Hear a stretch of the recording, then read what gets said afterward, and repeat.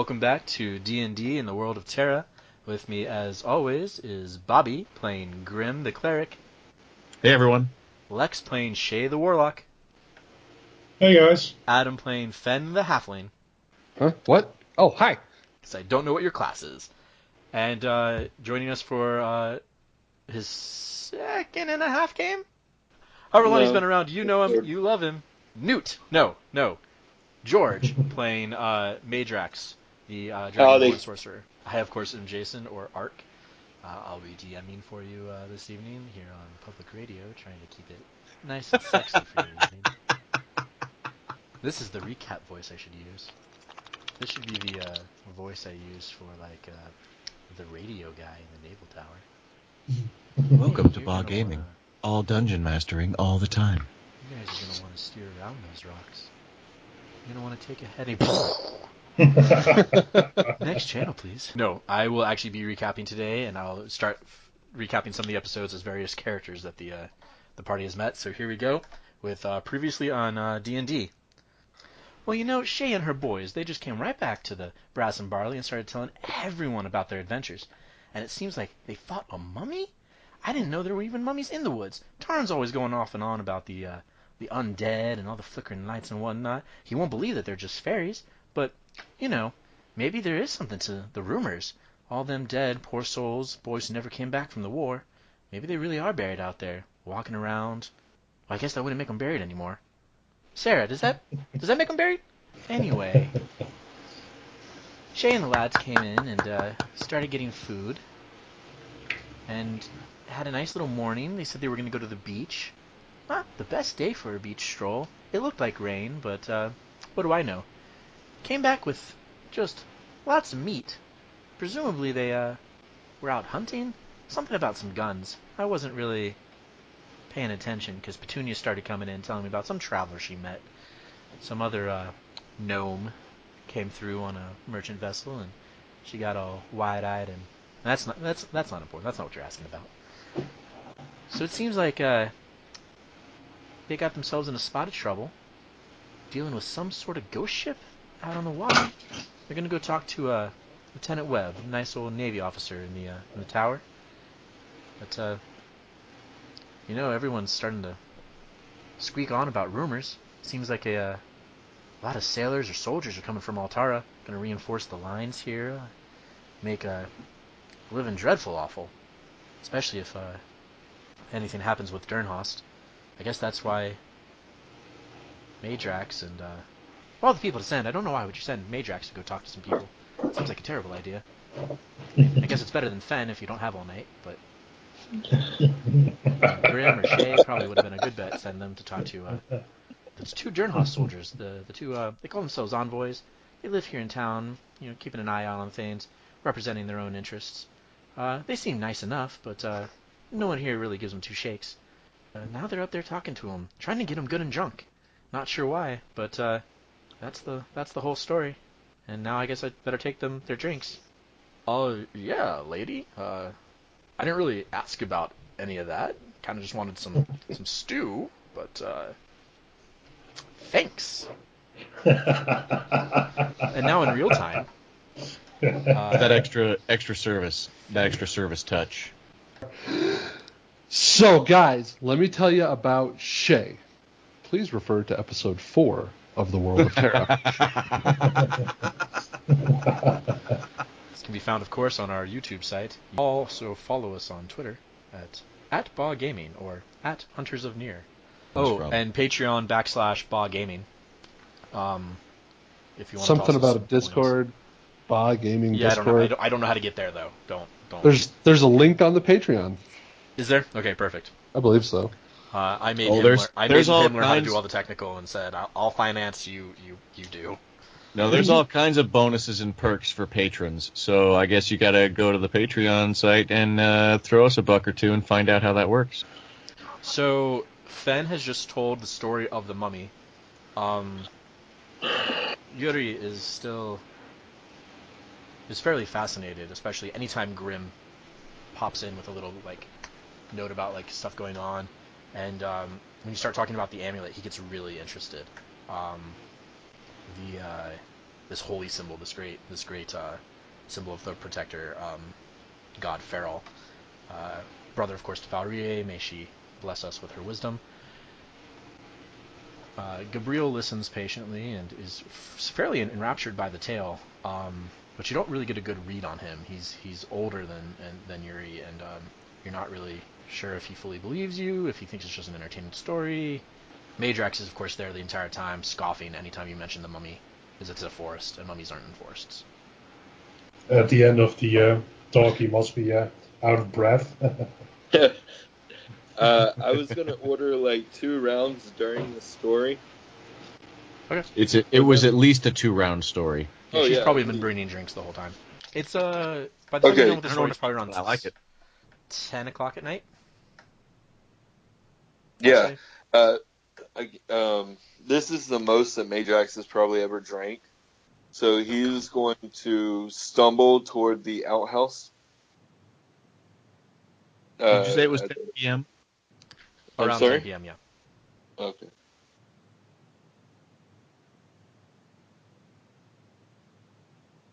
Meidrax is going potty? Yeah, basically.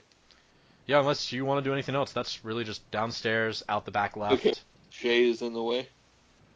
Or No, she's actually. If you go down the stairs and turn back towards the front of the tavern, that's where Shae is. If you go downstairs and go out the back, that's where the privy is.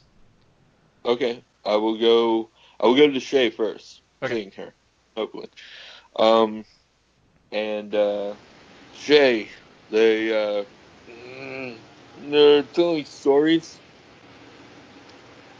about you. Having fun, enjoying them. You shouldn't believe everything they're saying, though. They You tend to should overreact. surprise them and tell them about it yourself. Yeah. I'm just finishing my drink and looking at my mostly empty plate. Finishing up my food. Okay. Yeah. Once you come back, I'll go up with you. How's that? If you can find a way. Meidrax will whisper, like kind of stage whisper, drunkenly. I'm not coming back. Oh, well then. Okay. Where are you going to go after this then? Back to the room? A room. A room. I see. Okay. Well, have fun with that. He's giggling to himself at the idea he has. Yeah, have fun. Good luck with that. Mind your step. I wonder who he's going to jewel for. I'm going to. Shae's going to. Meidrax goes to the outhouse. Okay. Shae is going to try and follow the drunkard out, but let her do his thing, but not, try sneakily follow, just to make sure he's going to be okay. And You see not him. going to. You see him go into the outhouse. You're going to hold his hair? The door closes. You hear it lock. You hear a little bit of rummaging, and then you just hear all 160 pounds of Dragonborn just plop down, and then you hear snoring. No, I'm I kidding. can't roll a Constitution save to. I Whoa. was half kidding, but yeah, if you want to roll a Constitution save to see how drunk you actually are. Oh, did pretty good. 13. Oh. Yeah, I'm gonna impose disadvantage on Thinking. yeah, intelligence and wisdom, I think. Oh, okay. I'm gonna on perception and recall. I'm gonna say Oh, because no. you said you've been drinking pretty heavily, right? Yes, I was drinking with them Yeah. as a Yeah. survival tactic. So yeah, I'm gonna say you are essentially. I think the rules for alcohol are essentially poison. Poison. Yeah. Yeah. So but I'm gonna say only you're fine dexterity wise, but any sort of history check or like a recall intelligence check and perception checks. Okay, so I am blind drunk. That's Just awesome. just disadvantage. Okay, so after he uses the bathroom, he's going to try to remember where he just wants to try to remember what his plan was. I don't know if I knew what his plan was. Oh, you didn't. I didn't. Okay. Yes, he knows what his plan was. Oh, okay. He's going to make his way towards the inn. Okay. You're gonna have trouble remembering like real like history facts and stuff like that. Oh, okay. You're not. So I'll head to the Half Harbor Inn. Yeah. Or Rest. Sorry. Where your room is. Yeah. Yeah, I'm looking for Petunia. Okay. I'm still following him. You do not see her. Yeah. Shae, would you like to make a perception check? I'm just standing around looking. Yeah, sure. Drooling. I think I'm less perceptive than my drunk friend here. 7. Yeah. You are very interested in everything Meidrax is doing right now. All right. No, Meidrax, when you get in, you don't see her moving, or she's not in. You see another butler and another maid type person, and then also the guy behind the desk. It's a little bit more bustling than it has been in the past. There have been several either ships come through, and mostly merchant caravans. So some of the better looking clientele, better dressed is what I meant, sorry. Clientele is around that weren't necessarily here before, but it seems like mostly it's dying down to the point where like people finishing their conversations and heading to bed or whatever late enough for this particular set of people. Whereas like their guards and whatnot are still uproarious at the tavern. Is it the same guy behind the counter? Yes. Yes. Yeah, I did not get his name, but I will walk up to him and apologize for such. I am sorry that I did not get your name. I actually don't have a name for this NPC. His name is Dirk. He says, Hello, Dirk. That's quite all right, sir. No worries. Where's Petunia? He says she has the evening off. Do you know where she is? He kind of looks at you a little oddly, and he says, I don't know. She might have gone home. Oh, go! This Napoleon Dynamite drops his arms and sags his body and turns and just walks away. Several people are watching you. Shae, you just witnessed what can only be explained as complete human confusion. But, Shae's confused too. You see, Shae, as you leave back behind, he doesn't even notice you as he walks back out. You notice someone kind of giggling near the door, watching this whole thing happen. Do I know who it is? No, there's some random person who I refuse to name. Greetings, random person. May I ask for your name? No, I'll just smile and nod. And is she? What does she look like, or he look like? She's kind of an older human woman. Oh, just assume she's here for whatever. I'll just politely smile and nod as I follow my drunk friend out. Yeah, if you got too close, she kind of just says, "Poor boy." Don't feel sorry, ma'am. He's just having a bit too much fun this evening. She says, "Well, it's not bad. It's just that cute little girl left not too long ago with her boyfriend." Oh. Well, I'm sure he's happy for her. You at this point hear him scream in the middle of the road, "I killed a fucking dog!" And he just starts crying. That's my call. Have a great evening, man. Holy shit. A lot of people are in the windows. I just imagine you're like on your knees, like Shawshank in the Rain style. Just. And the worst part is some people heard killed and fuck and misunderstood the statement completely.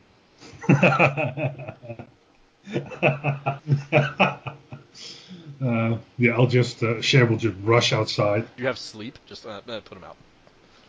Done. I've gone through my spell slots. I have Eldritch Blast. I guess that can count. That's a kind of sleep. Sleep in quotation marks. Yeah. Oh god. I guess I can pull out a maul and just put him to sleep that way. That He'll get up and just wipe off his eyes down his snout, and Hey, you okay? It's okay. It's okay. You're fine. whoa!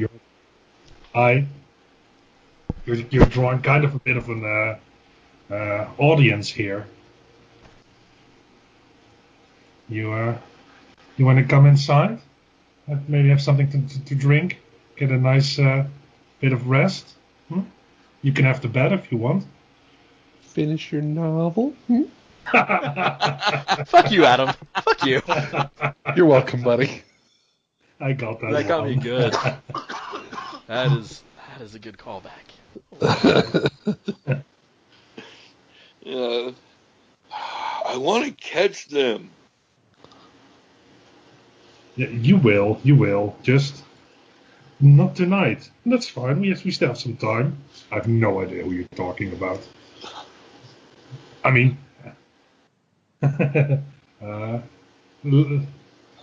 just get some rest, and I'm sure we can figure something out tomorrow. Yeah.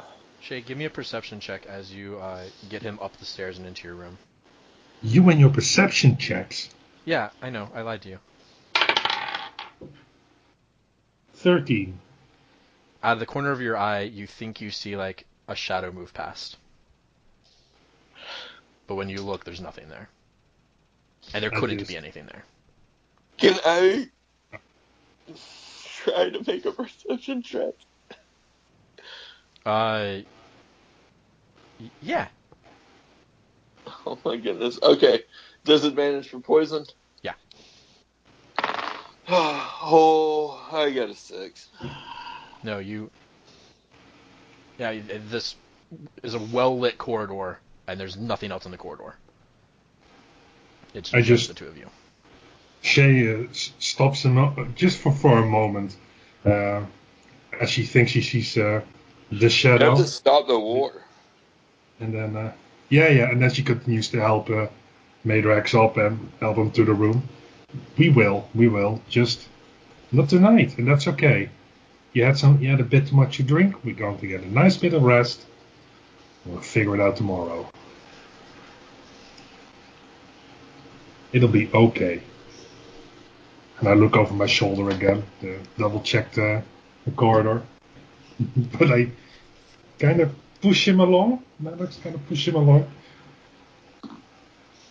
into the room and into bed. The corridor is completely empty. There's absolutely no chance that there was anything in there. Nothing could have slipped past you. Oh The other man. doors moved. She just takes a shuddering breath and helps. Just a short one that helps Meidrax along. Alright, he'll lay down, get under the covers, complaining about stuff and whining the whole time.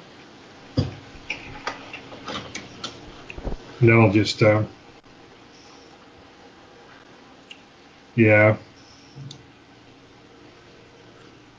I'm going to keep the lights on, and I'll just sit. I put Meidrax in the big bed, so I'll take Meidrax's bed or cot, and I'll just sit there for a while and wait for the rest to come back. Because Meidrax's cot is in kind of what is essentially like a closet, you basically have a view into the room as a whole. So there's the little cot to the side, there's the two beds, and then there's the candle on a little table. And all you see in the room is the sleeping form, the flickering candle, and your shadow flickering across the wall, cast by. Meidrax farts. A very long one. Yeah. Is it acid? Oh, just a little acid bubble. No, it's terrible. Yeah, Shae will open a window and then Just kind of crawl up on Meidrax's cot into a corner and holds the brooch of her family as she, tries to doze off a bit. Okay. Back to the rest of the group. For a brief moment, you thought you heard someone yelling outside, but the fiddle has picked back up again. So anyways, why were we telling this story? Grim wanted you... Oh, yeah, okay, sorry. Yeah, so apparently we're trying to find out what they know. Right. About the boats. I guess telling them stories is a way to do that. So fake whispering is nice, but make sure you actually do it loud enough that it'll come through. Did you catch all that? Most of it. Not when you first started, but yeah, most of it. All right. Just a heads up on that one. Yeah, so Normally your whisper voice is fine. Not really sure what we're doing, to be honest. I'm telling stories. These guys. See what are they I don't... sharing any stories at this point now that we've been, back and forth a little bit? Yeah, so it's been probably about 20 minutes since you finished your mummy story. And they're talking about mostly like orc raiders in the hills. A little bit of something like things that live in the wilds. And then they start to tell you about a big shaggy creature that lives up in the mountains in southern Durum, or southern Durnhost. And that's kind of where this conversation's going. Nothing about ghost ship, but we have a Sasquatch. It seems like they're describing a Yeti, yeah. Or what we see is. Okay. I'm going to come right out and ask them if they've heard of a ship and describe the one that we're pretty sure we saw. I think you guys have already talked about this a little bit. They asked you, they're kind of like, wait, like a ghost ship? You've seen a ghost ship? And they start to ask you about if it was anything like the Durnhost legend of their ghost ship, which is a big ship that eats other ships. Like splits across the bow and devours other ships at sea. No, this ship was made of metal. I'm pretty sure. Yeah, so you did kind of go through this, and they tell you about how their ships are, armored and all that, but not made out of metal. Yeah. That's right. I remember that now. Well, technically, actually, I think you were downstairs during that part, but yes, they did talk about it with Grim. So. Right. Or Meidrax. I don't know who was at the table. Or both. Because you were talking to Yvette still. Yeah. So, been a lot of fun chatting with you guys. Yes, we very much enjoyed meeting you. We have seen you around, and we are glad we have finally gotten a chance to speak and find out your names. It seems like you are a great asset to this town. It is nice to see. Yeah, thanks. Great asset. Good to meet you guys too. We'll tell everybody around town how nice we were and what great hospitality you showed us. We should go look for Shae. We should. They nod and kind of and they say, tomorrow we buy your drinks. Done. Grim will shake their hands and leave. Yuri holds your hand a little too long and pumps it a little too much and says, have a good night, father. Okay. Shake, shake, shake. So the fewer things I have to cut out, the better. But so you guys head back downstairs? Yeah. Yep. Are you leaving to go to bed, or are you? So now the young blonde woman. We're looking for Shae. I didn't pay. You never pay. I didn't pay when I walked out. You don't have to pay. Oh right. Oh good. You get fed. Phew. No, Mirabelle takes care of you. So See, the young that's why blonde Shae woman. can't sleep. The young blonde woman, in the blue dress, curly hair. She has taken up the fiddle again. She kind of took like a little while off, but now she's playing the fiddle again. And some of the girls are kind of dancing along. Every once in a while, they'll kind of do like a little bit of a dance routine. But mostly they're just kind of having fun, drinking with whatever sailors are there, having a grand old time. Where the hell did Shae go? When you get downstairs, you don't see her. you see a mostly empty plate of food. Damn it. Maybe a few bites uneaten. Well, they're Of course, eating Mirabelle's now. in here. Just straight up. Just plant your face in the board. Let's look out back. Maybe Meidrax has seen her. He's probably still out at the. The can. Yeah. All right. You go to the privy. There are 3 doors, each with the little symbol of outhouse on them. Very close together. They're like little porta potties, basically, or your classic, Western or medieval privy or whatever. 3 doors. Is it like the like a confessional? No, it's not like a confessional. Not at all. Not at all like a confessional. No. Although I'm sure on certain days, depending on what food is served, people will be screaming about God. And you are releasing your sins. Heyo. Chalk one up for Lex. That's fair. Thank you. On the hunt for Shae. So there are 3 doors, letting in the moonlight, for fighting evil by moonlight, as it were. No, I got this. Shae. Really, I just got one screaming drunkard off the street. Shae. Ain't no Shae here, boy. Oh, sorry. Shut I'll up, scoot- shoot it. I'll scoot away from that door. Shae. They start throwing shoes at you. Shut up. Meidrax. Do I feel the shoe? No. From one of the next stall over, you hear, "Oh dear God, don't let him near us while we're in here. He'll have us trapped talking about jewelry." Meidrax, I swear to God, I don't want to buy any of your. He's not here, is he? I don't So hear. he has been here. Doesn't you. anyone sleep? Sorry to bother you. Okay. Doesn't anyone sleep in this town? Phen, obviously they were here. I'm kind of worried now. Well, it is maybe Meidrax. I don't know. It is kind of late. Maybe they went to bed. Grim starts CSIing the surrounding area for signs of a struggle. There are no signs of a struggle. Damn it. He looks straight up. It's open sky. You're outside. You're actually kind of at the edge of like the docks. There's some bushes and whatnot.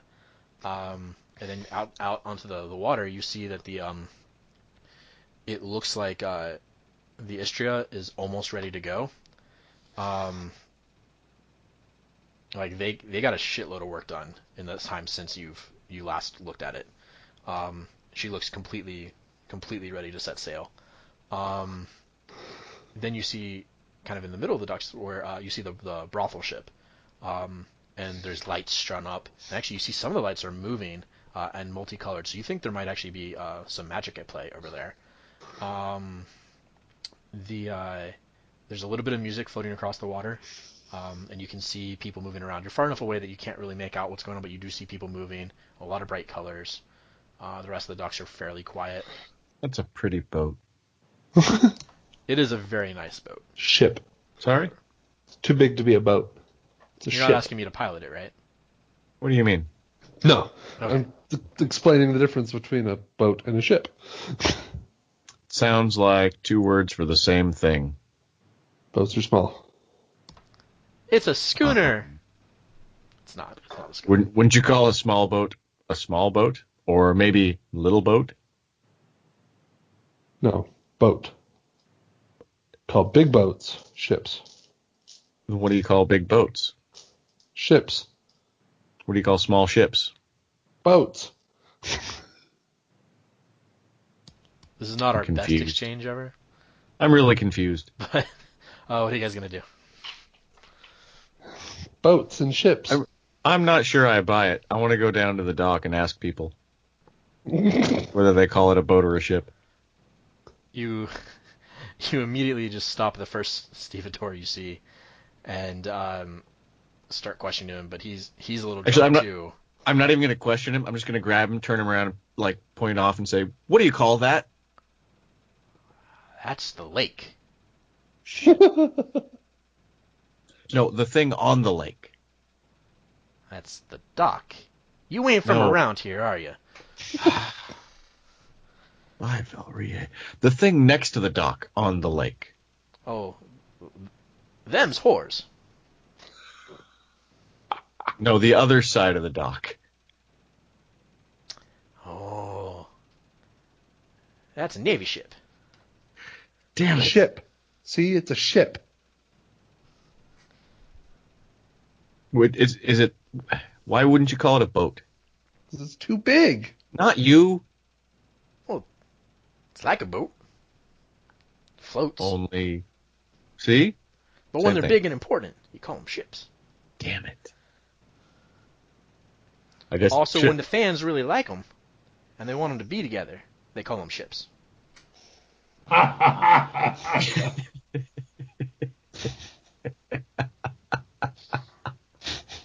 But then sometimes your mom asks you about it, but she doesn't really understand. So she's like, I totally boat them. And it's confusing because it's like mixing two phrases. Because it's like, Mom, No. either you're going to ship them or you want to motorboat them. And those are two different things. No one else has I a mom wish who we doesn't were on understand anime? video so you. Guys? No, I wish we were on video so you could see me shaking my head. Yeah, I'm shaking mine hard. If we were on video, you would see the bruise I have on my forehead and temples every time we play. You guys are exhausting.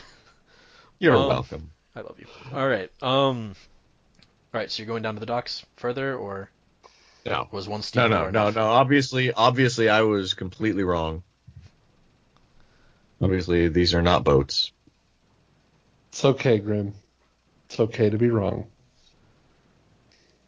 Shooting trust star the goes half. across. The more you know. Exactly. Knowing is half the battle. The other half is lasers split into red and blue. Still no Shae. No Shae. You know, that same old timer, I'll be like, hey, old timer, have you seen... And I'll try to describe Shae real quick.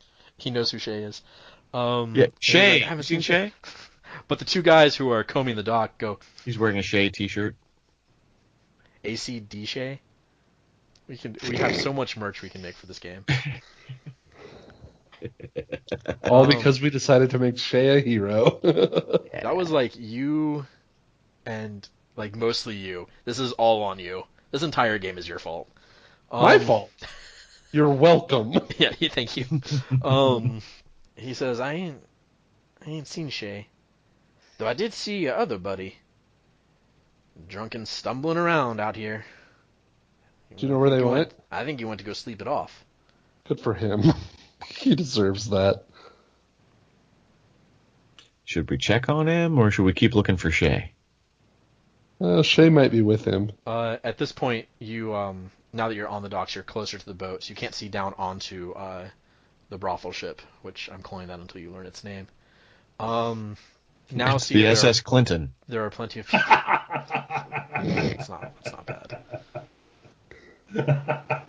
Nice. That's a nice one. See, Usually- even so- Lex got that reference. Normally we name our our aircraft carriers after presidents. In this case, we name our STD carriers after presidents. Nice. Why not call it the Trump? But It's the USOL Clinton. I don't think you named sinking ships. Oh, right. That's a good point. But you see little like pew, little fireworks going off over the deck. Someone using like prestidigitation or something, and people on are clapping and cheering, and the music kind of picks up a little bit. I'm going to the music. I'm gonna go party. Okay. No, we should go follow for you. Shae. As Phen rides his motorcycle over to the... Wow, you can hear that? Yes. Sorry. That was No, you're good. that was motorboating. All right. So you head over towards the ship. So it's out on its own finger of the dock. It's got its little ramp. There's little like colored lights strung up along the ramp. There's a couple of girls at the bottom talking to sailors, and you can hear more voices and see there are lights on the deck, so you can see actually shadows cast up on They don't have their sails up. What they have instead, strewn where the sails would be, are like big white tapestry or multicolored tapestries, but very light colored, and you can see the shadows and various lights playing off of them. It's actually this really cool effect that almost gives it'd be kind of like a not nightclub style like light effects or whatnot, because it's not awful, but it's kind of this festive thing. They're billowing a little bit in the wind, and not enough obviously to move the ship, although the ship is gently rocking in the wake, what little wake there is. It is a little bit of a breezy night, so. So, Phen, I don't see Shae. All I see are all of these people sitting on the dock of the bay, Other pretty ladies. watching the tide roll away. I just wanted to see the fireworks. Fireworks were pretty.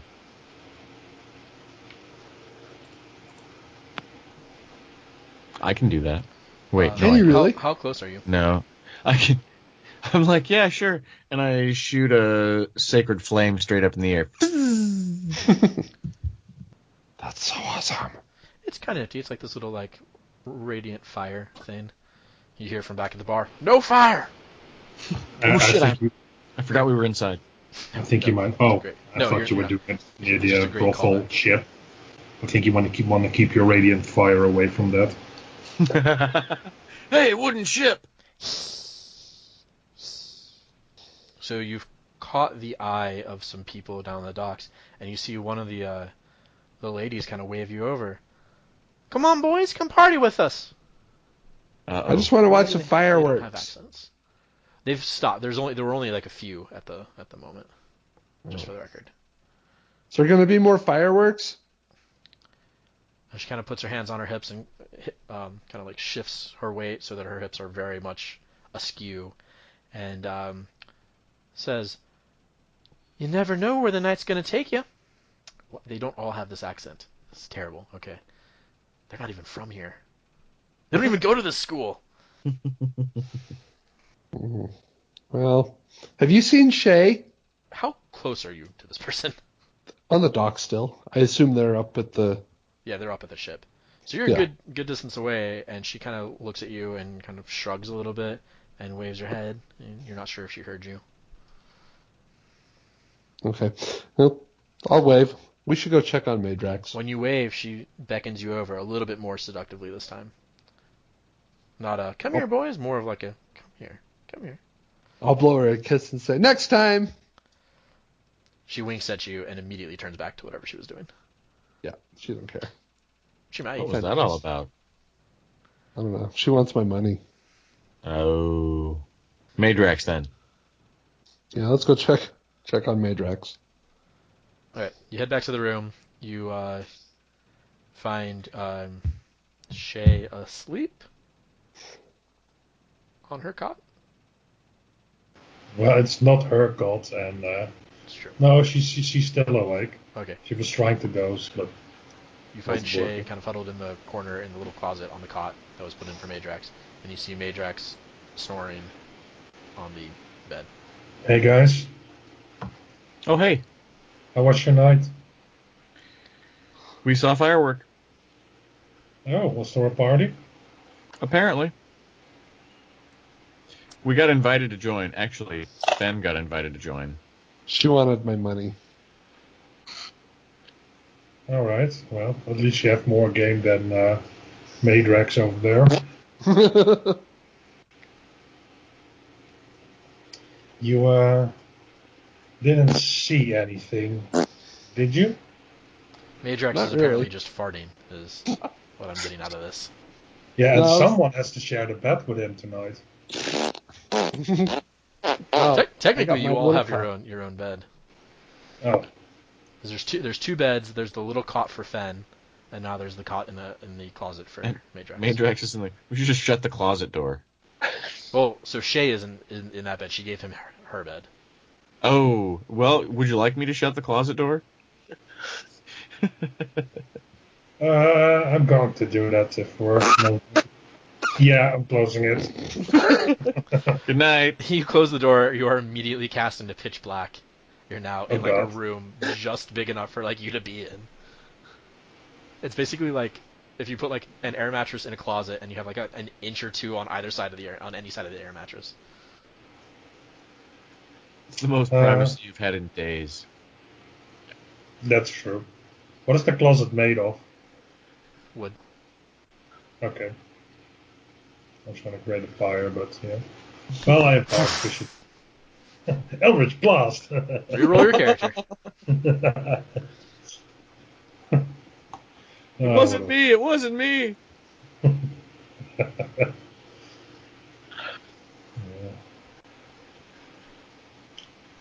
I'll try to sleep in the dark.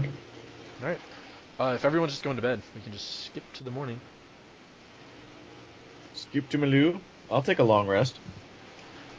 Why not? Heck yeah. All right. You long rest. It is morning. Long rest. Oh, I have a question. Which one of us has that dagger? That has been some level of contention. The decision last time was that even though Lex could, or I'm sorry, Shae could use the dagger as her weapon, her pact weapon, and get the spells on whatever magic weapon she summoned, that it was not as worth it as, say, Phen having it in order to be able to have a magical weapon. So does Phen have it? That is up to Phen. And if he does, he needs to attune to it if he would like to use it. I don't think I ever put it on my character sheet. No, I don't think anyone ever really decided who had it. But I still have it on my character sheet, but I'm pretty sure I don't have it anymore. So the thing about it is, Phen is the only person without magic. So it might make the most sense for Phen to have it, because everyone else can, in some way, shape, or form, magic. I'm totally cool with that. Okay. But you do need to, it does take an attunement slot. And what did the dagger do? What was it again? Okay, so you have 3 charges. It gets back 1 charge per dawn. It can cast Sword Burst for 1 charge. And then you can also, without using a bonus action or action, like you can attack and cast this at the same time. You can cast Blade Ward. But it takes all remaining, if you have 1 charge or 3, it takes all of them to cast Blade Ward. And basically, you can just use it as part of whatever you're doing. So you can stab someone with it and also kick off Blade Ward at the same time. Okay. And you have resistance against bludgeoning, piercing, and slashing damages dealt by weapon attacks. Okay. So a nice little boon. I'm sorry, until the end of your next turn. Meidrax, you wake up with a little bit of a headache. He's going to wonder where he is, and then does he know where he is? Has he seen all you're not that bad. If you were that bad, you would have penalties like you didn't get all your slots back, or you lost a hit die or something like that. Oh, don't forget you took a long rest, so you get half your hit dice maximum back if you spent any. Mm-hmm. Meidrax will. Does he only has the 1 set of clothes, correct? It's up to you. Whatever Meidrax had beforehand. Yeah, 1 set. Okay, he's going to. Is there anywhere to wash oneself here? There's I think you guys did not spend enough money, or have been given enough free. No, because you got a room through Xander. You have to share the washroom on this floor. But Petunia told Shae, off camera, Petunia told Shae that she could use the maid's quarters, so she didn't have to share the bathroom. Oh, okay. But there is a men's washroom. I will see if it's open. If it's unoccupied. It's like a group thing. It's like a gym or okay, a cool. Japanese bathhouse. Yeah, he'll just wash himself then. Yep. Feel like a fool. He thinks about his dream. He made this wonderful set of jeweled collar and leash for the dog. That's good. So sad. Yeah. Right. I'm gonna try to Kinda draw fucked it up, too. eventually. All right, everyone else while he's washing himself. Do I have to burn my bed? It's a little dirty because he slept in his clothes and he had like fallen to his knees on the dirt road outside. He slept outside the sheets, but Yeah, I think I'm gonna sleep in the closet from now on. you could probably tear the sheets off the bed, put them on the floor, and like let Petunia know. She'll probably clean them for you. Yeah. But do I really want to sleep in a bed that was occupied by a lizard with gas problems? To be fair, he slept in the closet before that. Oh god. And it is dragon, not lizard. I don't know the difference. You're not here. I know. Definitely smelled like dragon. You know, once we had like a barbecue with, and we ate like the lizards that were living in the city. And it smells a bit like this when one of them burned too long. What were we doing again? Last Hey. night? I vaguely remember there's a Chewbacca to hunt. There's a what? Chupacabra? There's a Chewbacca. There's a big hairy beast. That if we really wanted to, we could go find him and kill him. They were talking about like back home, Yep, it's a trip. like months, like long trip. Well, we yes, killed the mummy. You can only kill monsters that end in E. Well, we have to Yeti, keep going after the bigger monster. Big Baddie. we can't just go back and start killing pigs now. That'd be boring. Or dogs. Yeah. Ooh. Too soon. You just hear sobbing from down the hall. It floods. The water's not even on. Just crying. All right. What does Phen do? What is Phen's morning routine? He stays in bed until he gets kicked out. Until someone forces him out. Yeah. My pillow! I think they're gonna have like a Yoda like backpack for you, and they're just gonna put that you in that and let the road jostle you awake. Yes. I'm on board. Put him in a bag of holding, and hopefully he wakes up before he runs out of air. I think it's what 10 minutes? 10 minutes of air.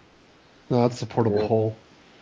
Oh, that's right. This is Do we want to go back to the beach and see if the people we talked to yesterday are being missed?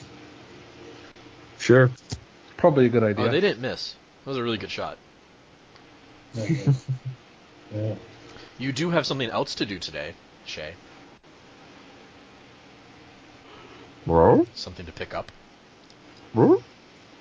An item Your to chainmail. Oh yeah, the armor.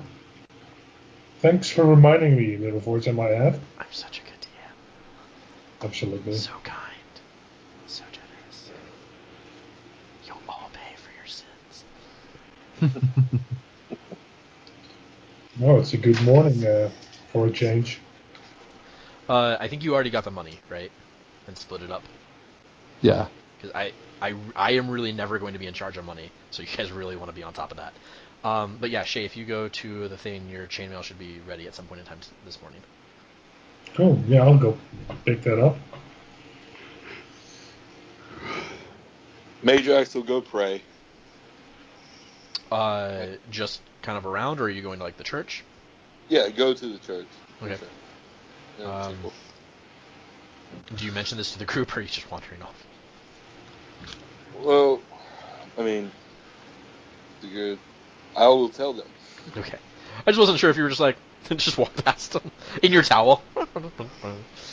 No, he'll put his dirty clothes back on. Ew. I would let you have another set of traveling clothes. If Meidrax would have another set of clothes, that's fine. You can have a whole pack full of stuff if you want. I will most certainly take a second pair. I will put These are clothes his- on. These are his street clothes, as- though. They're yeah. not really worthy of church. It's like the tracksuit and the Adidas. You can go to church in Jersey, it's fine. Anyway, Hey guys. he'll go pray. Is the head priest there? Because I talked to the junior Yeah, priest. when you go in, there I is an like, older man there, maybe mid 40s, a little bit stouter, not big, but a little bit stouter than the kind of gangly tall priest from before. I will wipe off my uh, uh, muzzle like I've been doing all day because of just the dry junk mouth thing in the morning, and walk up to him. Hi, I'm Meidrax Nexmanus. I'm with the House Labara, or Yes. Jewelers Guild. Uh, if you would like any jewelry repaired or gems cut or jewelry crafted, I will be in town for a little while and appreciate the work. He kind of bows to you a little bit and says, "Greetings, Meidrax. I am Nihilus. I am the keeper of this church. Um, I have no need for any jewelry," and you can see his holy symbols hanging from his neck. Um, and he does gesture around and says, "We try to keep the shrines as nice as possible. Some of them have jewelry involved. Perhaps your services could be used there, but we welcome all forms of donation. But unfortunately, I don't think we have any work for you at the moment." Okay. He says, "Are you one of the faithful?" Uh, yes, I follow the justice of Geld. He says, "Ah, we don't get um, many of those faithful here. The ways of the old gods are lost on many of the travelers who pass through." Do you know of them? "I do." I had so many plans today, but this sounds like it's more important. There's a slight like twitch of like grimace at the side of his mouth, like he's heard of you, and now he's worried. Well, I would appreciate any work that you can get me, and uh, if for any reason you want to tell me about the creator gods, I would very much appreciate it. He says, "I was about to make my rounds and clean off some of the shrines. Why don't you join me and we can discuss the creators?" That sounds wonderful. So he's going to take you around. There's 26 alcoves, 13 on each side. Um, Very similar in effect to your own anatomy um, in that way. Yeah. Although I think you have 13 and 13, right? Uh-huh. Yeah. 13 frills for everyone else. 13 frills and then 13 like spikes on his tail, um, or like fan points or whatever. Yeah. Um, the and he'll start to tell you about the creator gods. Uh, Geld, god of justice; Gaima, the forge father; and the creator god, the father of all the gods. His wife Sylvana, goddess of nature, mother of the elves; Geld, father of the dragons. Um, then Geigen, the outcast brother of Geld and Gaima, who was father of giants. Then, after his outcast, helped birth the dwarves and a bunch of other races as well. I will ask him, have you ever seen this? And I'll do the double spell thing. His eyes go kind of wide, and he says, "I have seen those who have trained for many years um, to master both the arcane and divine arts, priestesses of Altara, um, war clerics, uh, those whose scholarship goes beyond uh, the theological studies. Have you trained for many years for this? No. This happened, 2 months ago? Something like that, right? The time frame is up to you on that. Oh, yeah. Okay. However long it would take me to get from Durham Okay, to so here. your powers first manifest that one night with the fire? Yeah. It's like 8 days ago. Okay.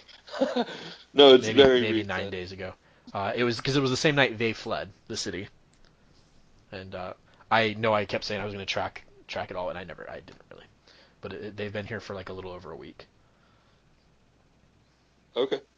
Because it took about 5 days to get here. They've been here for another like 4. So yeah, 8 or 9 days. And he Okay. says, "No, this forgive me. Is this something common amongst your people? Perhaps a clan trait?" I don't believe so. And he looks at you and he kind of strokes his holy symbol absentmindedly with his thumb and says, "A blessing of the gods, then." It would seem. Then Meidrax, I think perhaps you have been chosen for a greater purpose. Have you put any thought into what that might be? I have this idea for a staff with jewels crafted into it, like streaming rivers. He says, "Well, I'm sure that would be lovely and truly a mastery of your chosen craft, but if you wish to honor the gods and wish to honor your abilities and put them to good, is that what you wish to use your powers for?"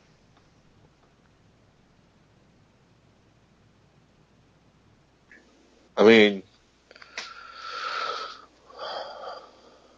I guess that's a tough question.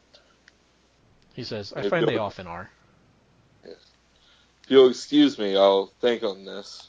Thank you for the guidance. He'll stop you briefly, and you're in front of one of the alcoves, and he points, and you see that the symbol on his chest matches the symbol behind the altar.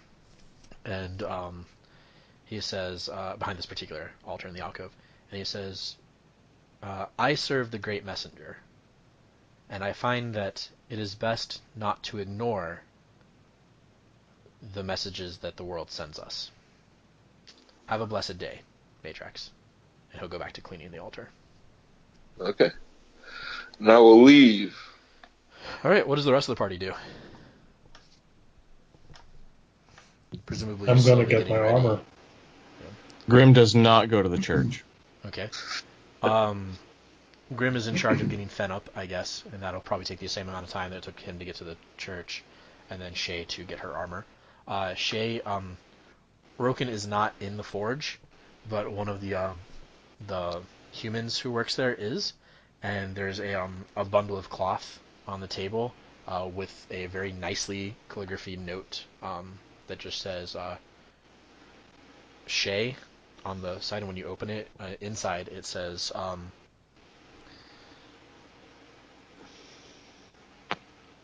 "May blade never find your flesh while you wear this." And then it's Oh, got a like a sigil instead of a signature. Like he stamped it. It almost looks like a very like runic, like what you would carve into stone. Very like just geometric, like dwarf face, right? You know, like almost rectangles with angles for the beard, and then all that. And then it has a couple like do you speak Dwarvish? no. Okay. It has a couple runes next to it that you presume are probably his name. And under that is this beautiful new chainmail that you can see is tapered in and like cut to the female form. Oh, that looks really nice. It has some cloth in it, so that way you wear it over your tunic. Right. And now your AC is something else. Yeah, it should be 15 now. I will put, yeah. First, I'll put the note away. I'm gonna keep that. That's nice. And then I'm gonna put on the armor, and I'll leave my leather armor here. Cool. Yeah. And I'll thank the assistant, and I'll ask him to thank the smith. Broken. You're welcome. Yeah. Welcome. And then I'll just take my time strolling back to the inn. Presumably, when you kind of make it back to the inn, Phen, get up, get up, get up, get up, get up. they are on their way out, but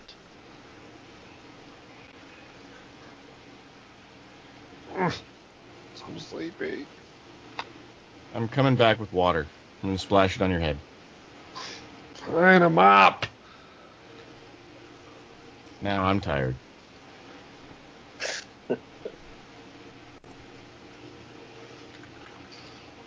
Yep, downstairs we go. Yep.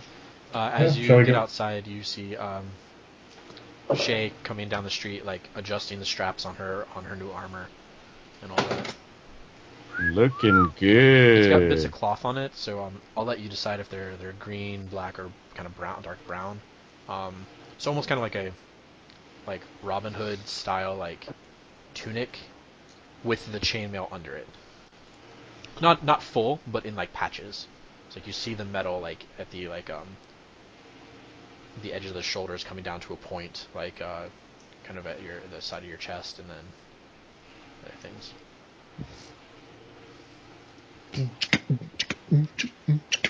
Oh, yeah, I'll make it green. Okay. You like it, guys? Looks Looking good. good, Shae. Try it out, guys. Stab me now. Magic I'll leave dagger, it to me. dead. Yeah. So are we ready to go back to the beach? Yeah. Hopefully Sure. with fewer guns. So now Yeah, let's Phen, see. you're carrying the one gun on your back, right? Yes. Okay. And then you sold the other one.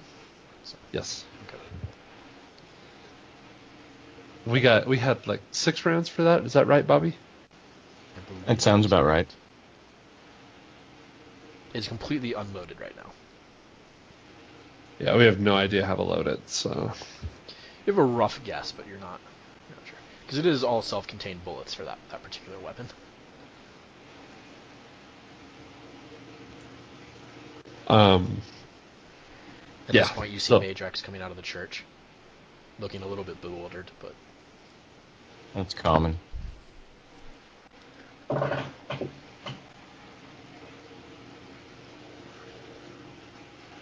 All set, man?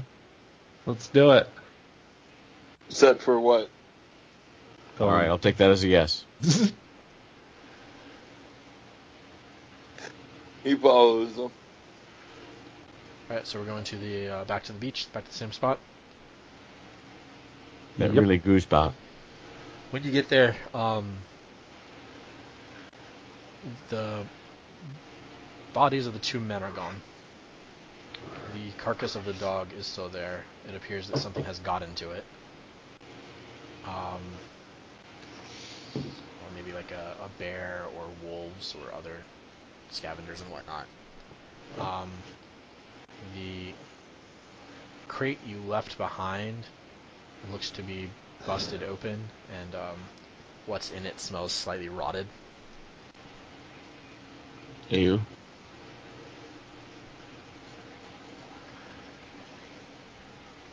So, do we see any tracks? I will take an investigation check. Or a survival Okay. check, if you're looking for tracks. I'll take an investigation. I'm not interested in animals. That's a solid 11. Alright. You don't see any signs that you would say, like, oh, this crime scene was cleaned up by professionals. You just see, okay, it's kind of, no one left a boot behind. A little bit of blood on that rock. Alright. Well, at least see if the bodies are have been dragged away or something? You can't tell. It doesn't look like there's. I mean, the beach is just like pebbles, or larger stones. But Well, I don't see anything useful, guys. Do you? like, my bad. Let's go back. I don't know. I don't got What if nothing. we? Okay, so I want to look around and make sure we're not being watched or anything. And then, all right. So last night I had this plan to sneak off and find where the soldiers were staying to rummage through their belongings and try to find something secret, a secret they're keeping. The Dernhos soldiers. It occurs to you that you don't know where they stay. But I mean, I'm looking at everyone. I was thinking of buying Petunia's accessibility. Huh. And I'll kind of look at everybody like, yeah. You guys remember we got shot at from the ocean here? Vaguely. Suddenly, it feels very, very like stifling. All these Meidrax rocks. cast armor. I don't like being on this beach anymore. And we No, didn't get shot at from the sea, did we? Yeah. Near as you can tell. It was a long shot. That must mean we're onto something. Yeah. Right? You're on the right track. Can we see down the coast? What's further down the coast? So the beach goes on for about 300 feet, and then some trees start to kind of encroach on the edge of the rock and the edge of the lake, and there's some rocky outcrops. Hey guys, look, cover. And there are some rocks on the 120 feet from you right now are the rocks that the one sniper hit in, and there's a couple other big boulder piles and whatnot. But down, it's more like cliff rocks, you know. So this beach is kind of crescent shaped and about 300 feet worth of beach. do you all want to explore up the shore here? Yeah, that's not a bad idea. Let's go the direction that the guy was running. Okay. I would suggest we do it in the woods and try to be as quiet as we can and unseen. Agreed.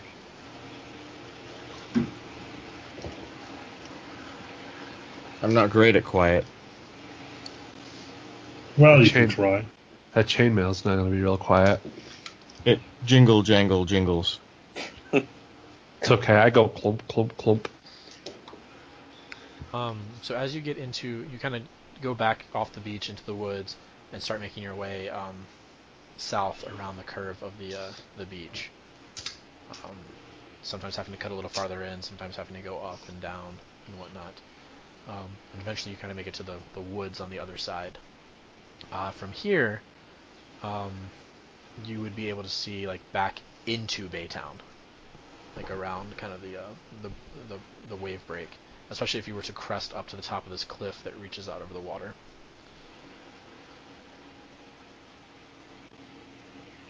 It looks small from here. Are you going up there? Yes, I am. Okay. Yep. As you go up, parts of it are steep, parts of it are just kind of like generally up. When you get to the top, and it's still pretty heavily wooded, and this is significant. It's not like just one little rock or whatever. You know, it's a landmass. It looks like there was like a storm, and it is the rainy season, and there's been some weather since you've been here. But it looks like there was a storm that knocked down a lot of branches and even some trees. So there's some fallen timber and a bunch of branches scattered around, kind of in piles where like they fell together and created like a nest of. Is it actually by the storm? Or was maybe someone trying to get some wood here for something? I will take a nature or survival check. Oh man. What's my nature? You can substitute I'll take- perception, but depending on what skill you, or I mean, you can use whatever skill you want that you can make a legitimate argument for, but the DC will change and the information you get will change depending on what you do. Kind of like how we discussed last time, where like searching through his pockets versus kind of just like quickly like going into all the pockets. You'll get different shit. Phen wants to do look for the same thing that Shae's looking for, Okay, make a but just make a check. perception. Okay. It's 15. Um, Pardon me, 13. yeah, it looks like two trees fell down and were cracked open. You can see what looks like maybe some burn marks. Maybe they were hit by lightning.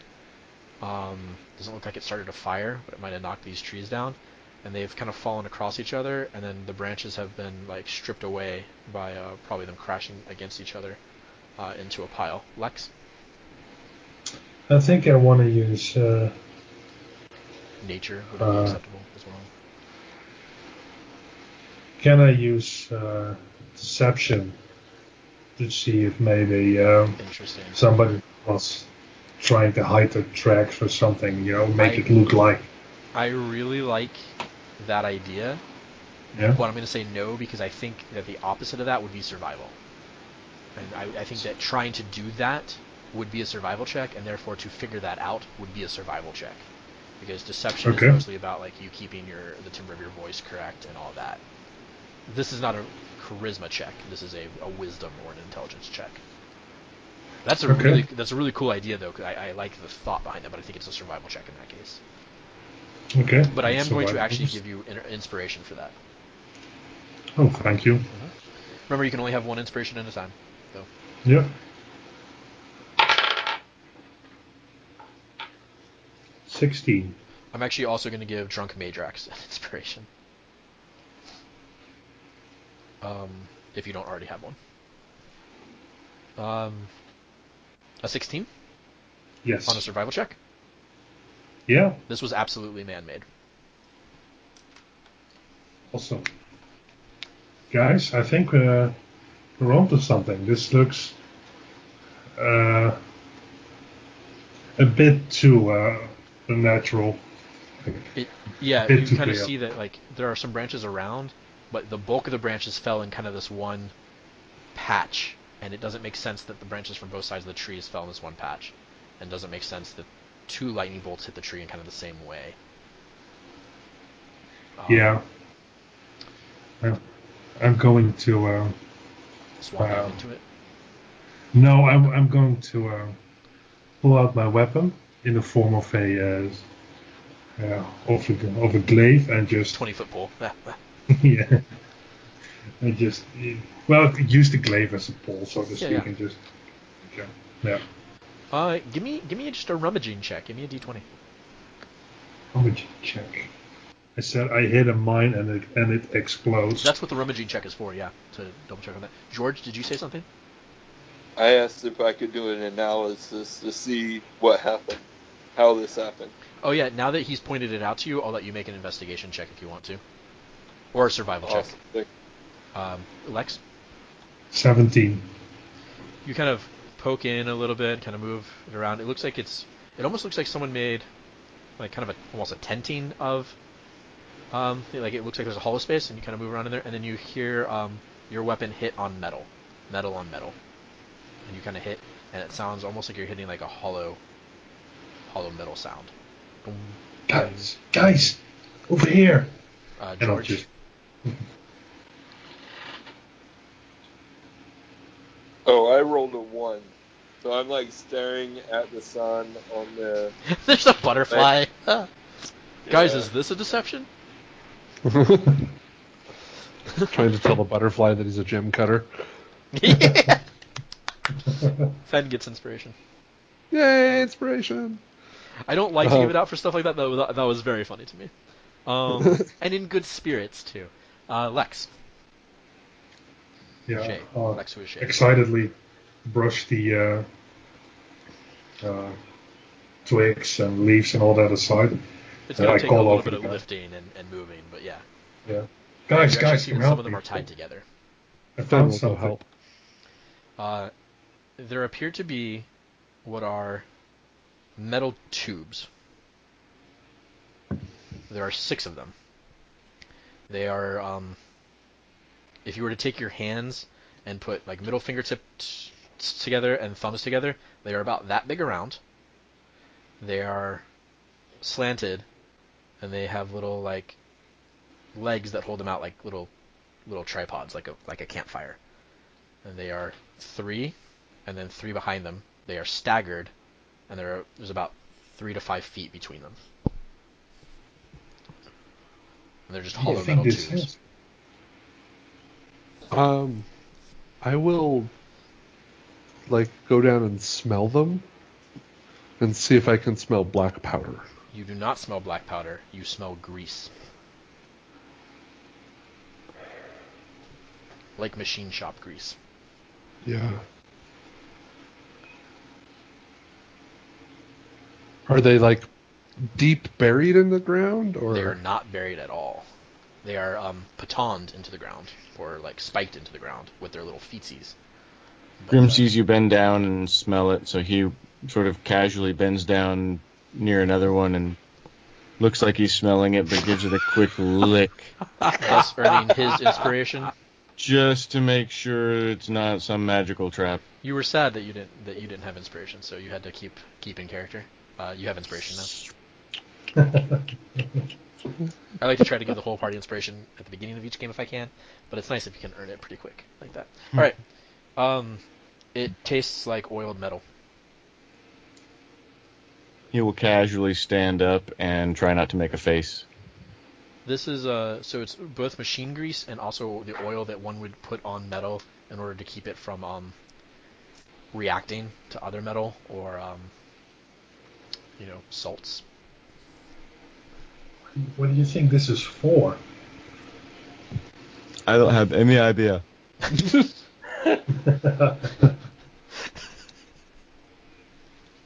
That got me.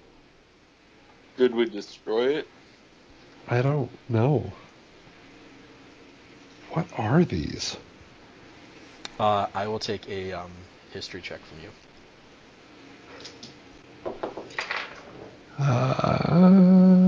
Are they magical? Can I? It's a natural 16. You That's don't- all No, I know. definitely not magical. You don't think they're magical. They, Phen, you, with a 16, you think that these are, some sort of, artillery, but they're not cannons.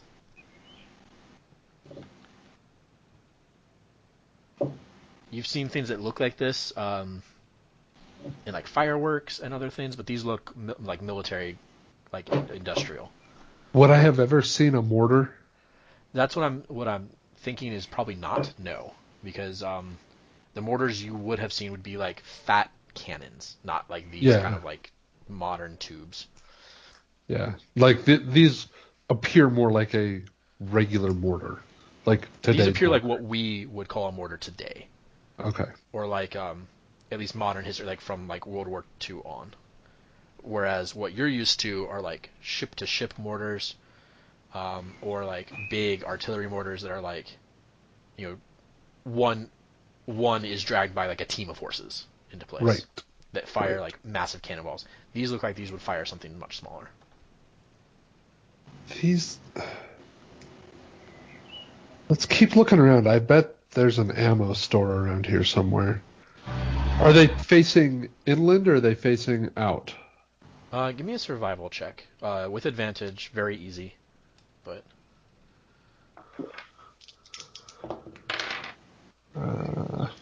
Shit. A survival check? yeah, with advantage. That's 11. With advantage. Okay. With advantage. They are pointing back towards town.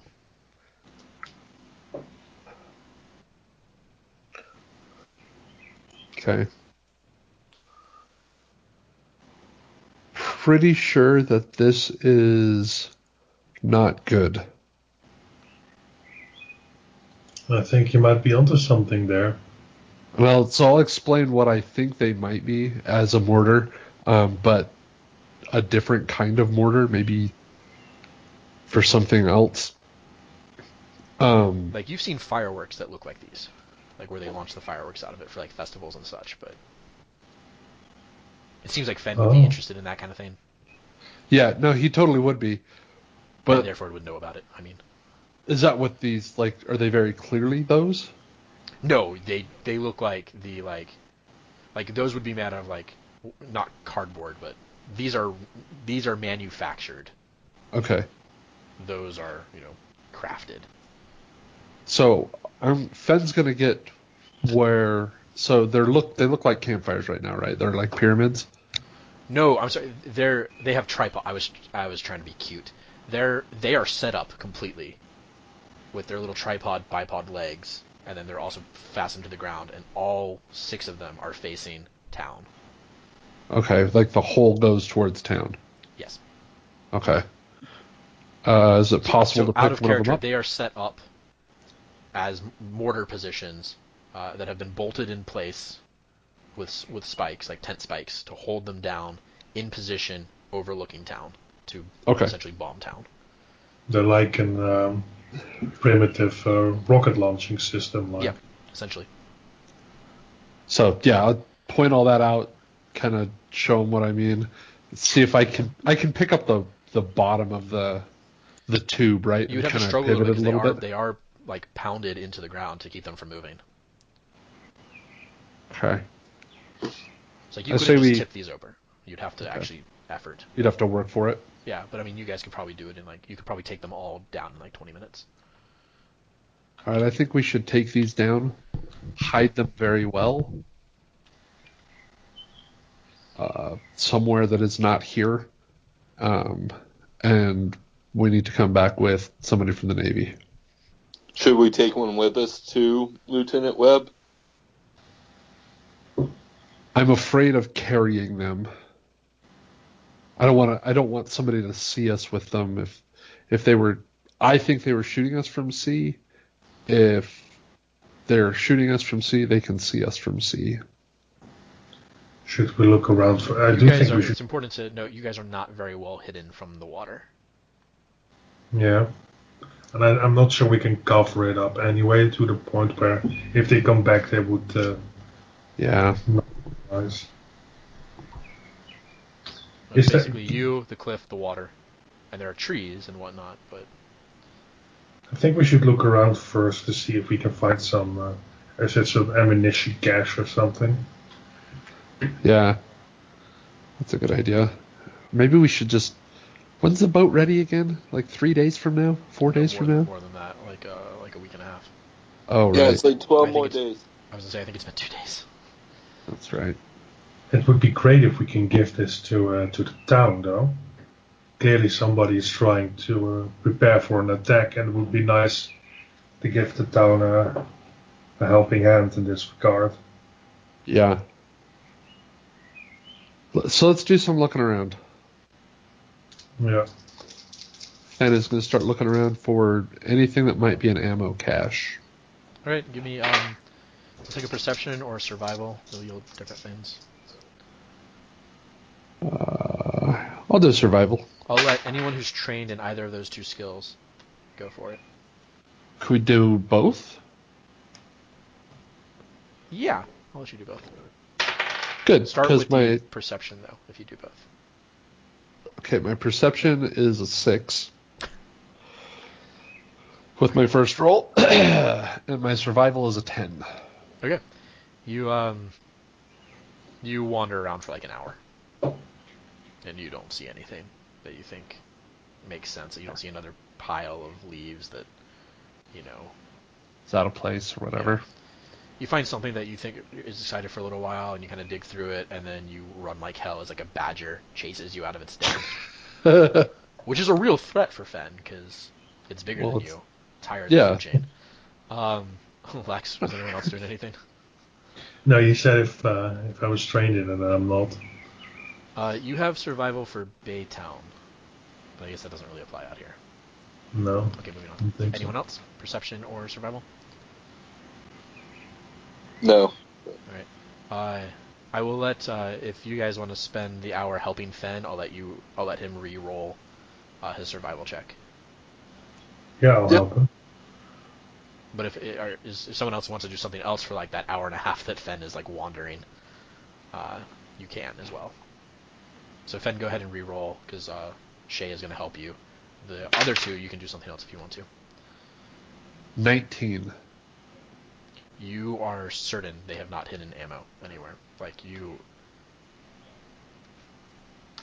are certain they haven't done it. Just confident of it? Yeah. Okay. There's just no sign that they've done anything anywhere else. They put that spot there, they put it together, and then they left it. Probably because they were, black powder can get wet. Right. They don't want to just leave stuff out, so they set up and they're going to come back later. Okay. So from Baytown, how far is it to get to the other side of the cove? Because it kind of outcrops Oh, I on have to both go. sides, doesn't it? So Baytown is on that small little cove right there. And you guys are literally just kind of below it. So are you asking what constitutes the Baytown Cove from point to point? How far that is? Yeah, basically, I'm wondering out of character if there's another little outlet of land into the On the other cove side. to see if there's one of these on the other side and how long would it take to get there. This one overlooks the town much more than the other side does. The other side is fairly flat and like it's hilly to the south. It is not hilly to the north. Okay. That's mostly farmland. Okay. So probably not a good place to put something like this. Most likely not. No. Okay.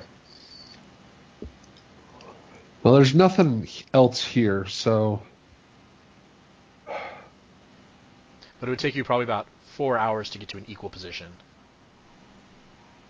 Maybe 5. Just to answer your other question. thank you. Yeah.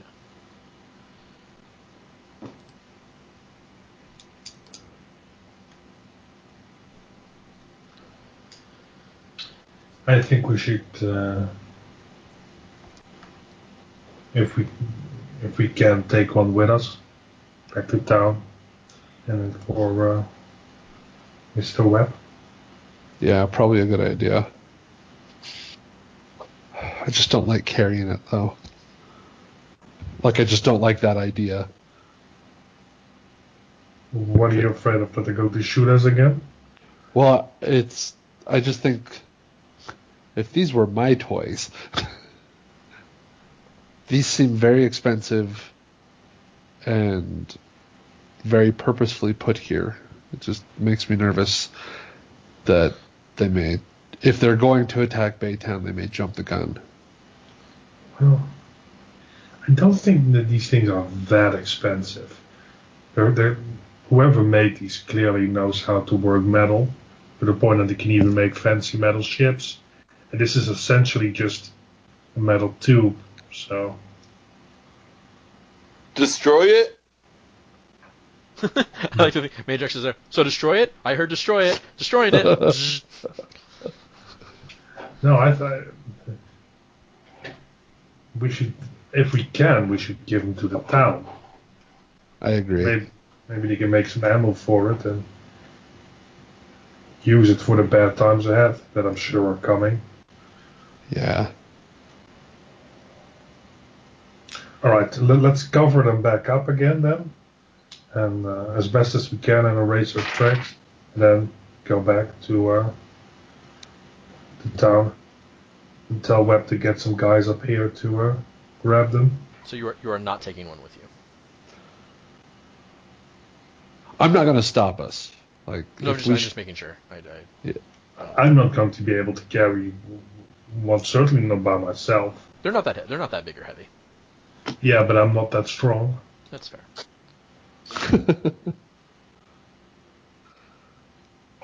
I'll carry one if we're not destroying them. I think it's probably 20 pounds of metal. I don't know. Cool. That actually raises a question. Is there a minimum strength requirement on chainmail? I don't think so.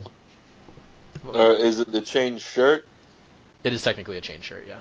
No, I don't think there is. Oh, wait, is it the chain shirt or is it the chain mail? Whichever one is 50 gold and gives you 15 AC. You gave me the shirt. Yeah, I think it's got to be the shirt. Because the other one is heavy metal, isn't it? Or heavy armor, technically. Yeah. That's not what she has. Alright. Alright, so you head back to town. Yeah, carrying one.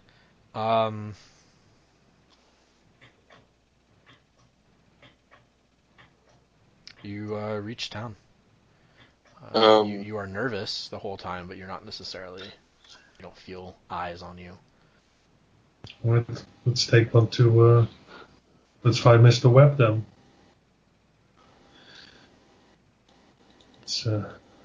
Yeah, we probably need to inform him as quickly as possible so that he can grab them before whoever put them there can take them away again.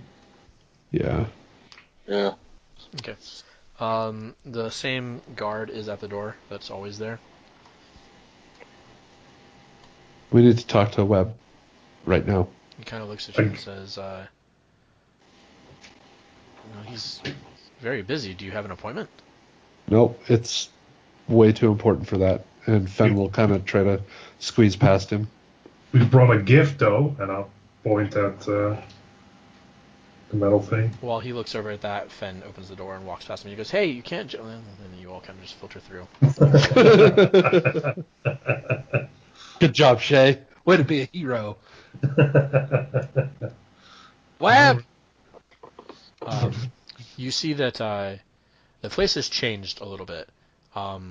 There are maps up everywhere, diagrams, and various other things. Ledgers have been replaced with other accoutrement of war. This looks like a war room now. And Webb's office is the door is half closed. Phen's gonna go Webb. As you hit the door swings open a little bit, and you see that Lieutenant Webb is behind his desk, and there is another officer-looking person speaking to him. And they both look at you. The one looks down at you with a very haughty, like, "What the fuck are you doing in here?" demeanor, and Webb has a concerned look on his face. We got these things. Meidrax, bring it in. He'll bring it in and nod at the officer. "Hi, I'm Meidrax. I work on gems for the House Labara Guild." Anyways, Webb. It says, "What is this?" We found them. I believe them to be some newfangled mortar. Newfangle, you say? I knew a Newfangle back in college. Joke that no one will get until much later. He looks at it and he says, "A mortar? This looks like a toy or something that they set up for festivals to shoot off fireworks." That's what I thought too, but it just doesn't. These look too nice for that. The other officer goes, "They look too nice for mortars as well. Too streamlined. Mortars are large things. Angled cannons. Wouldn't expect any of you to know about that. Especially such barbarous intrusion." Webb will look at him and say, "There's no need for that." The other man says, "Very good, sir," and kind of looks off to the side, almost like half rolling his eyes up and away from Webb. More importantly, Webb, we found 6 of them hidden and pointed at the town near the beach where we had our adventure yesterday. He says, "Like an artillery emplacement?" That's, yeah. Yeah. Where was this? Uh, And he'll Maps. stand up and he'll point out towards the maps in the hall. It takes you a So- few minutes to kind of find the right one, and then you find one that kind of is zoomed in enough of this region, and you see the jut out and the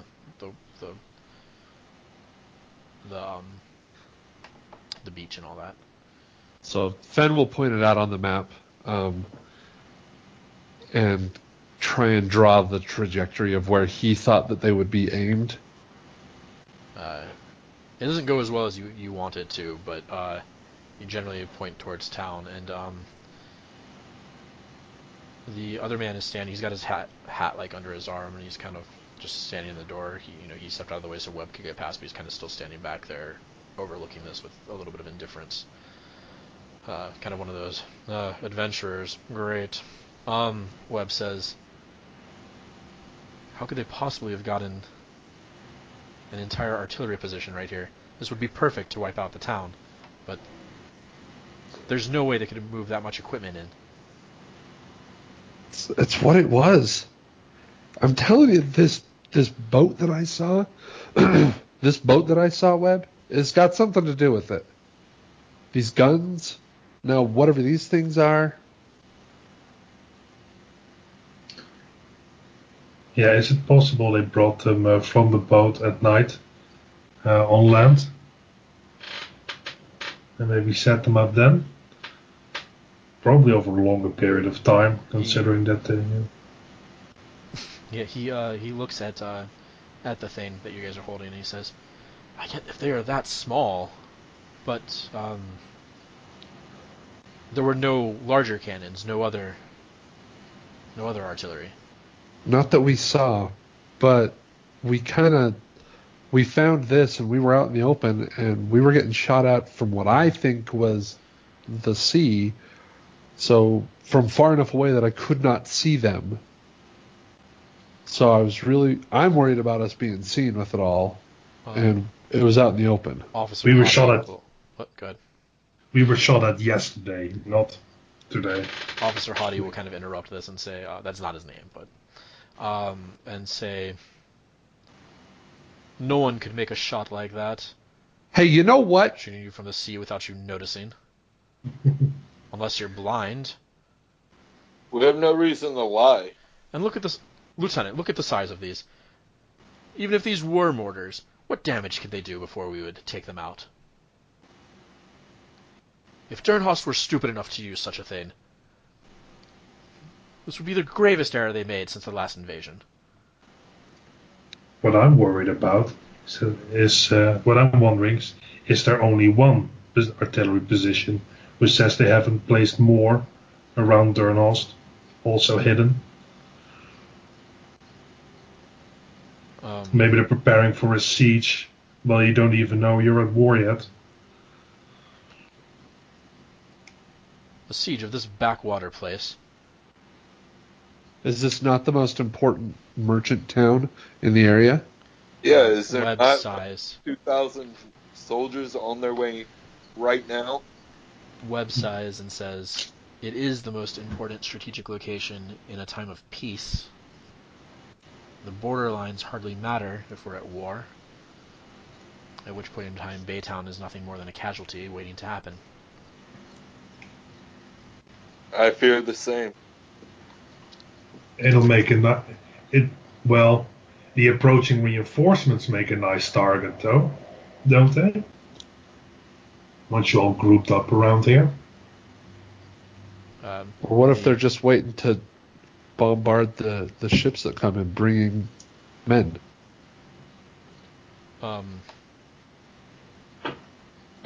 The web says, "If they're pointing towards town, that's not the most effective. Sure, you could cripple the ships, but the men would have time to offload." I don't know. It's very strange, the other officer says. "Lieutenant, I was under the impression you had this entire place secured. Are you telling me now that our allied men are in danger? We've been trusted with their protection, yet here you are allowing such gross endeavors of war.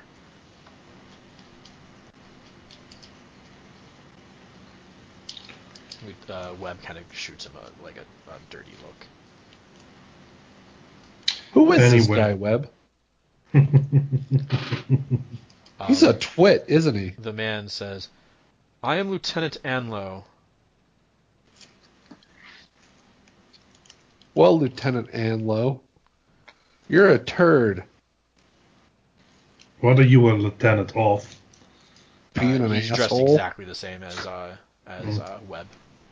Fair enough. He has one slight difference that makes you on his shoulder that makes you think that he's slightly ranked lower than Webb. But you don't know the uniforms well enough to know what that difference is. You can see that there's like a bit missing. Yeah.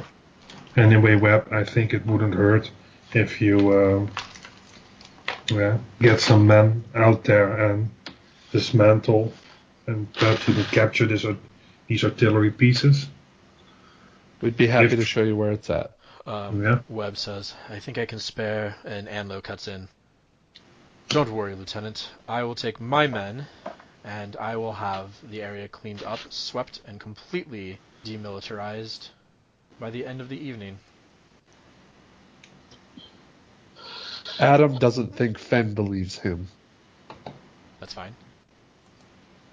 Can I see if he's bluffing? Go for it. What is that? Perception? It's insight. Insight. Oh boy.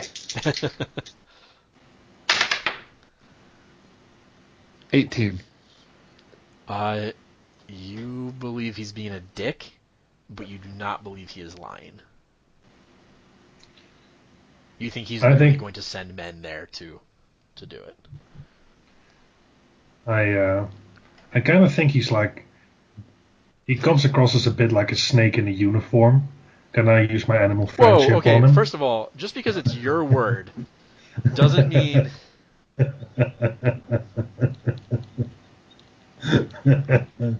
thought it was pretty clever You can be of racist myself. against your own people. It's fine. Alright, go ahead. Yeah, no. I don't know what you actually asked. I was too focused on that. I'm sorry. Go ahead. Say again. No, I was joking that maybe I could use my animal friendship. Oh, I missed snakes on him. that is very funny. Yes, I'm sorry. I did miss that part. Grim, you still with us? Maybe? Oh, damn it. I don't know how long I've been muted. I have not heard you speak in a very long time. In a very long time. Yeah, So I think directly you've missed some of my best one-liners. That's unfortunate. Yes, you think he's a bit of a snake, but no, you may not animal friendship him. Should we go with your men? Anlo stares, daggers at you with distaste, and just says, I don't think that would be necessary. You would simply get in our way. A man dressed like you got his head blown off from somewhere we couldn't see over the lake. And you think you will be okay? I think I know more than someone of, he looks you up and down, your ilk. I really don't like you. And he turns just enough to Webb and says, thank you for your time, Lieutenant. If you agree, I will be on my way. Webb says, yes, send no less than 10. Enlo says, I'm sure that's more than necessary, but I will do it. And he turns on his heel and leaves. Can I trip him with my tail? You can try. What do I need to roll? An attack. Okay. Please don't. 18. Shit. Roll a d6. 1. Okay. Let's see.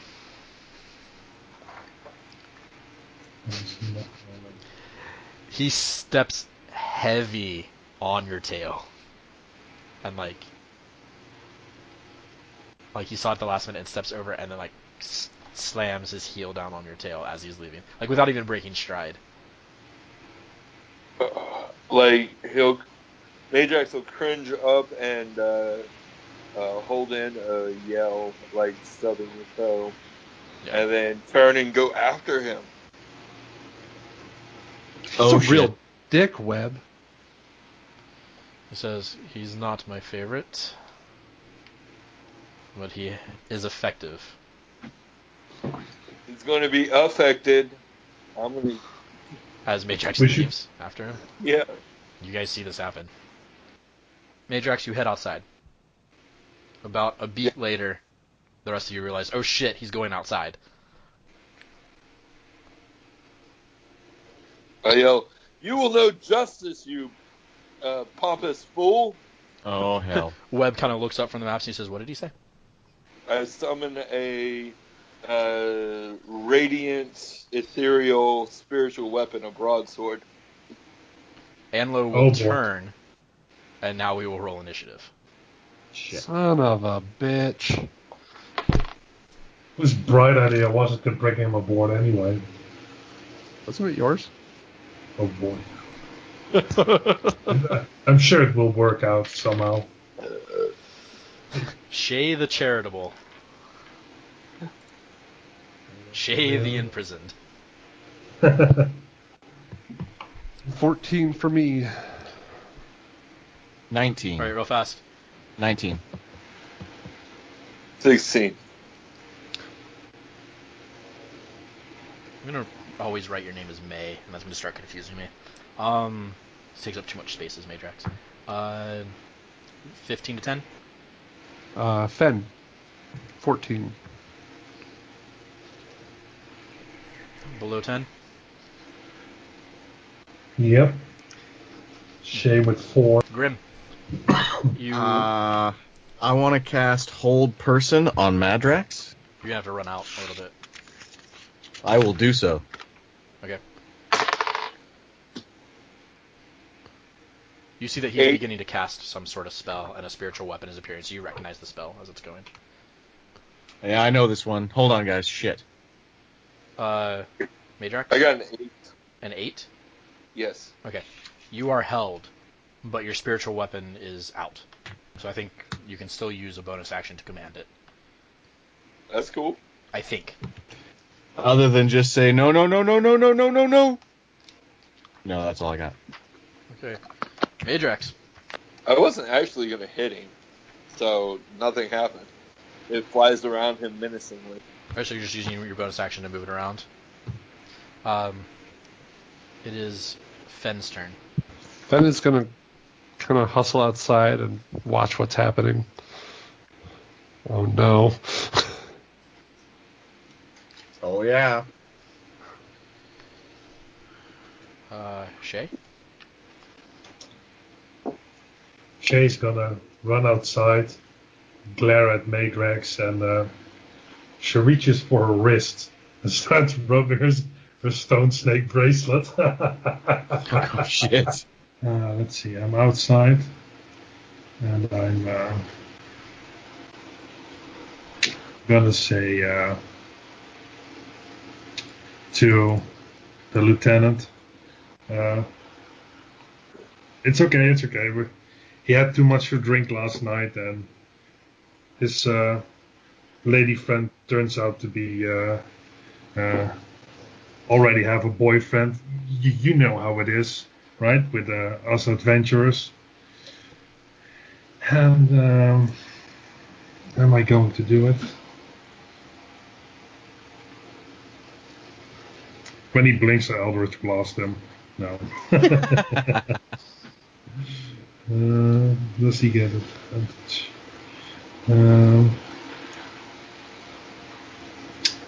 But then I'm just going to get ourselves in even deeper trouble. I'm going to leave it at that. Okay. For now. He draws a pistol and points it at Meidrax. And yells out, "Men, arrest him!" Webb runs out and says, "Hold that order. Stop, stop. Put your gun away." Put your gun away. Lieutenant, these people have threatened one of your officers. It's no less than you deserved, you dick. That's not helping. Webb glares down at you. And he steps in front of you and says, I will deal with them. You have your orders. And Anlo looks at him, loosens the hammer on his pistol, puts it down, runs his hand through his hair, and says, must be nice to be able to pull rank now, isn't it, Webb? And he turns and he starts walking away.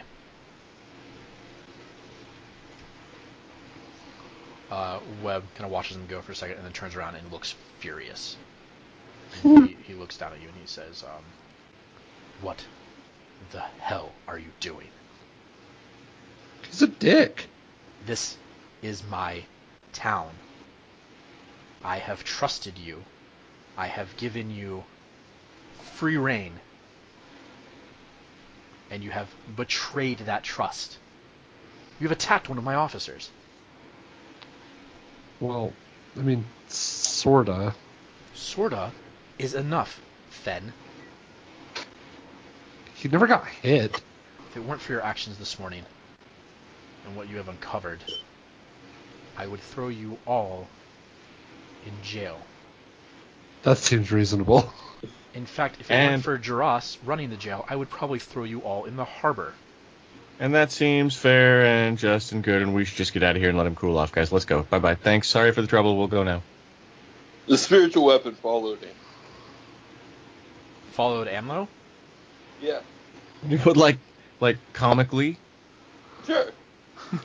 Webb Webb will look and say, you end your spells immediately, or I will still put you...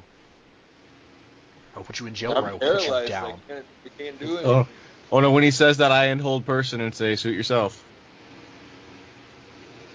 I turn on him and say, his hubris is going to destroy all of you. So be it. Fool. And I will leave.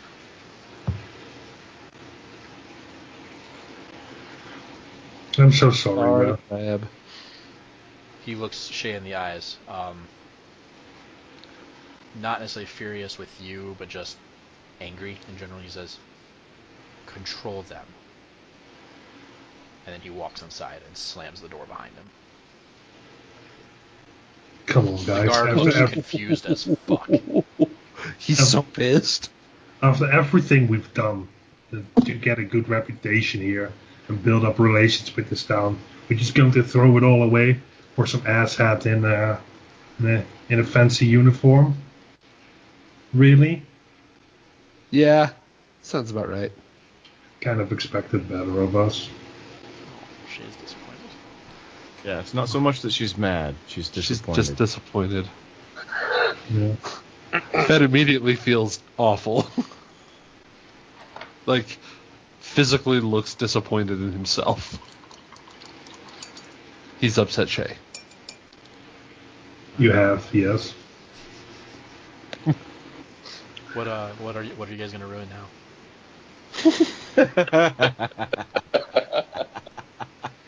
Well, there's an orphanage around the corner. Was an orphanage around the corner. We could go burn it down.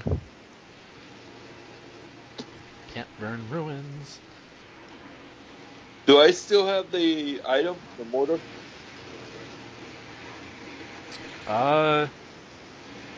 Unless you put it down on the table. Cool. I'm going to take it to Juris. Okay. Terra. What is it? Jaros. Jaros.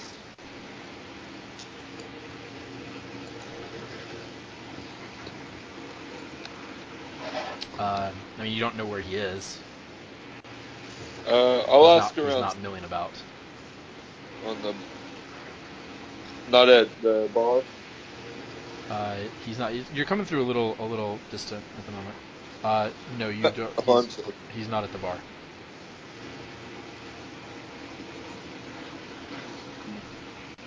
Temple? At the temple? Yeah. If you go in the temple, there are people in there, but he is not one of them. No. Okay, Is I'm he gonna go to Broken then. Okay. Are the rest of you just gonna follow him to Broken? Yeah, Fed's done with that. Yeah, before it messes up even more. Alright, so when you get to the dwarf is there. He's beating on some metal, taking care of business and working overtime. Okay, I will put the mortar or whatever on the counter. And excuse me, Roken. He looks up at you.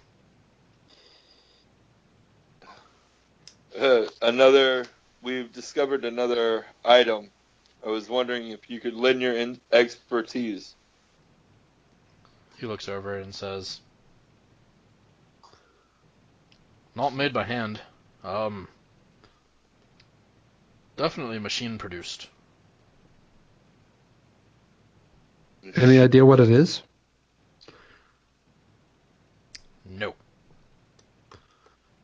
Any idea who would have machines that could produce it? Do we know what it is? This is not his voice. I can't get there. We don't. Do you know what it is? Nah, lad. I have no idea what this is. Is it a tool? Weapon? I think it's a weapon. I think it's some sort of new type of mortar. Ah. Launch tube. Let's see. A little bit sleek to be from Dernhost. I can't roll my voice over itself because my throat is so dry from all the smoke. I could be the roommate. There it is. But I've never seen something like this. It looks a little bit more frail than I'm used to.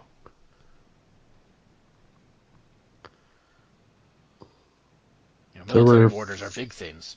Cauldrons. There were 5 more up on the cove. And what were you doing out there? Exploring.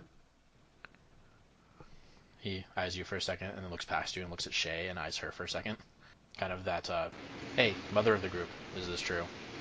Or are you exploring? Yeah, for the most part. Smile. It's mostly true. Alright then. And why'd you bring it to me? Because you know stuff about metal. That's true, lad. But I don't know anything about this. You know how to work metal. Are you hitting on me? No, I'm just saying this is why we brought it to No, you. you're too small for me. Wait, what? What? I also don't have a beard. I'm lacking that too, right? That would be preferable. Sorry, can't help you with this. Well, just shattered my hopes and dreams that you knew everything. No one knows everything, Phen. Don't trust anyone who says otherwise. So I can't trust myself? Somebody's got to know everything. I have lived several hundred years. I don't think it's true. He I think looks at Shae a little bit better. He says, it does fit. I knew it would. Look good, lass. Yeah. I mean... Thank you. You could be stouter. Well, at least I know that I'm wearing a fine piece of craftsmanship. Aye. Every time you turn a blade, you tell him who sent you. I will definitely do that. Thanks again. He says, if you ever, eat something or put on a little muscle, I can let that out more for you. That voice was all over the place. Holy shit. But, yeah. So, free offer if you get a little fatter. He can help you out. Thanks. I appreciate it. I think. Or, get jacked from lifting. Weapons that aren't made out of shadow. Season 2, Shae has a baby. Whoa, where did that come from? Well, you see, lass. When You a have this mommy hammer auntie- here. Bees fly from This one anvil flower here. to another, carrying pollen. And the birds do it. He takes 2 gauntlets, and he puts one gauntlet on top of the other, and just starts shaking them. Just like, rattle, rattle, rattle, rattle. But you only get a baby if they're 2 different gauntlets. See, one is a left hand and one is a right hand. He turns them over. 2 gauntlets of the same. Can't make a baby. Believe me, lass, I've tried. Phen will stop laughing and kind of shake his head and look at him cockeyed like, wait, what'd you say? Alright,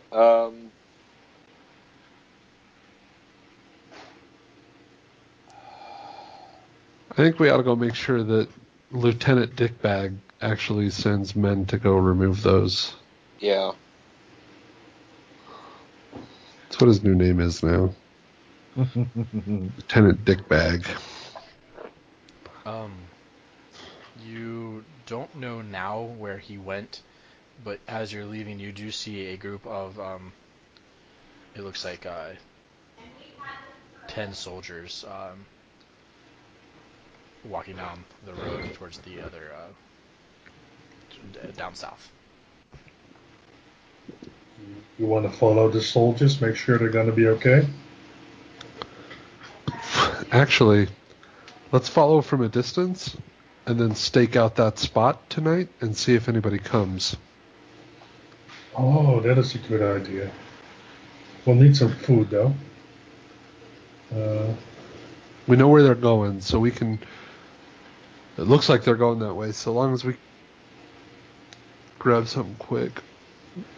Well, I'm afraid that that they're going to be interrupted while they work.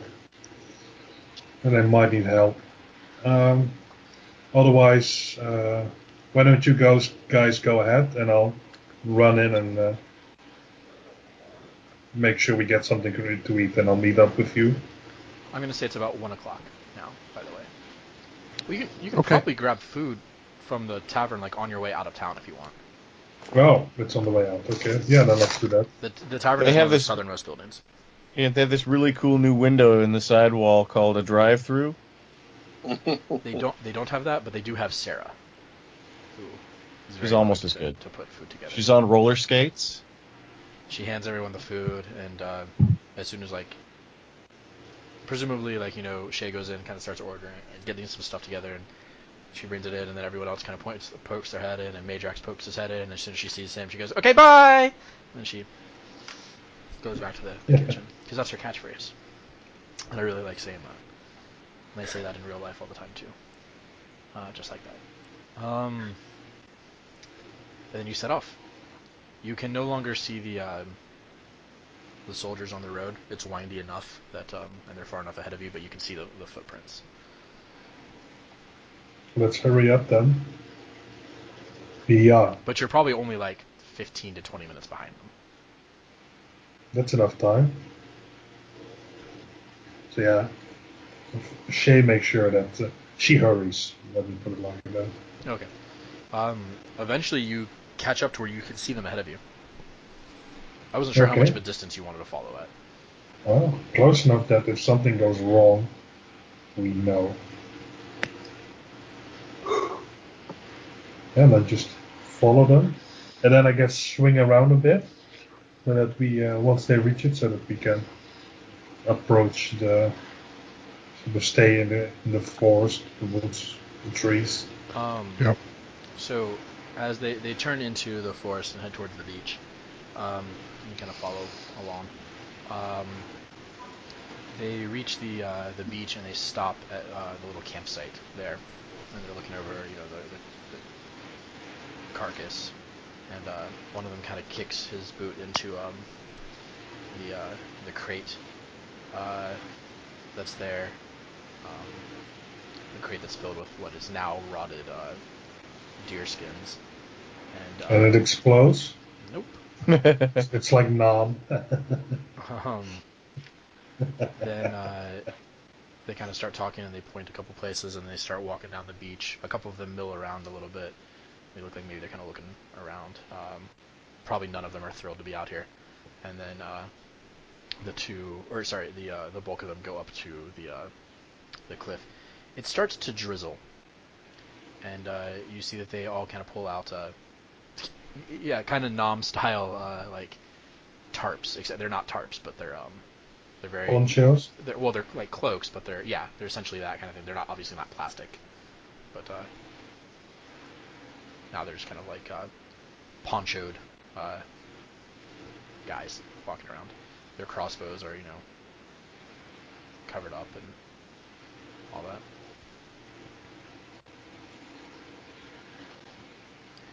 So you can get up on the same cliff where you like looked out over the guy and kind of watch the guys who are on the beach, who seem to kind of just be like milling around, kind of looking around a little bit. They kind of look back. So if you're kind of hiding from them, they may not see you. If you're not hiding from them, then they will absolutely see you. I think we should. Sorry. I said I would definitely try to hide. Yeah.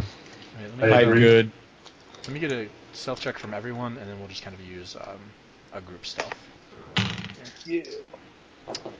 15. 24. 4. You rolled with disadvantage? I did. Okay. 17. Okay.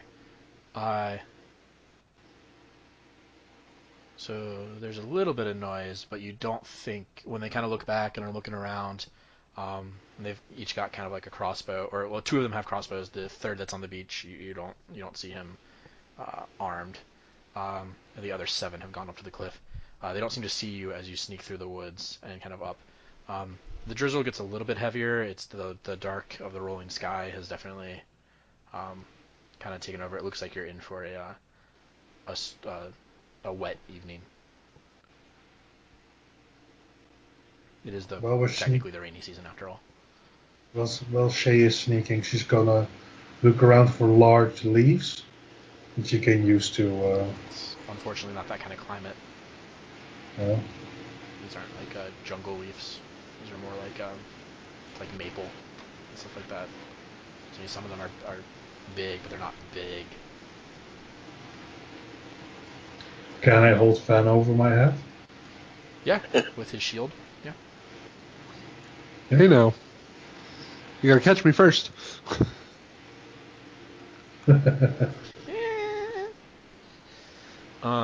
Eldritch Blast. You guys hear that? Nope. Then what you don't know is they've seen you the entire time and are just ignoring you because they're tired of your shit. But is that Phen? Don't worry about it. Are you gonna follow along, kind of like in the wood part, and go up towards the cliff? Yeah, ultimately we want to be in a spot where we can overlook the site where we found the mortars. You'll be able to kind of look up there, but you won't be able to see it well unless you actually kind of go up there. You could do it kind of from the side so you're not right in the same spot, but you can't like be down the beach a little bit and in the woods there and like look out and watch from like 100 yards away or anything like that. Yeah. We would be able to see the soldiers. You're gonna have to follow a little bit closer or go up the hill. You can go around them and up and kind of watch them from the side, or stay down and kind of watch what they're doing down the slope a ways. But that just depends. Preferably, I would want to watch both groups. After a little while, you're kind of making your way that way. You kind of look back at the guys on the beach, and the one who doesn't have a crossbow is looking out towards the cliff. The other two are kind of like, every once in a while one will kind of turn, and one's looking one way, and one's looking the other way. And then you look up the cliff, and you see like a spark of light on the cliff, and you see a torch, and you see it wave back and forth slowly. And you can pick out one of the soldiers waving the torch. He's right at the cliff edge. And the soldier on the beach waves back And the guy then puts the torch out on the wet ground. But you can't really see the rest of his party. You can only see him because he stepped forward to do that. So where to? I think I want to move a bit up, a bit closer towards the top. See what the rest are doing. If the rest of the party is okay with that. Let me actually try to go up because I'm super stealthy. Because I am a rogue. Okay, sounds good. I mean, 3 out of 4 ain't bad. Hey. So Phen will break off and go try to scout ahead stealthily. I don't know if you want to roll it or if you want me to. I'll let you roll it. I'm going to use my inspiration on this. Okay. You can use inspiration after you roll, by the way. Like, you can roll first and see if you want to use inspiration. Okay. That way, if you roll a natural 20, you didn't waste it. I'm glad I can do that because that's a 26. Alright, if you're happy with the 26, then... Could only get 2 better, so... Alright. You kind of sneak forward, and it's like it's raining to the point where like you can hear it now. You know what I mean? Like that there's that sudden difference of kind of like drizzle to like actual rain. It's not downpour, but it's actual rain.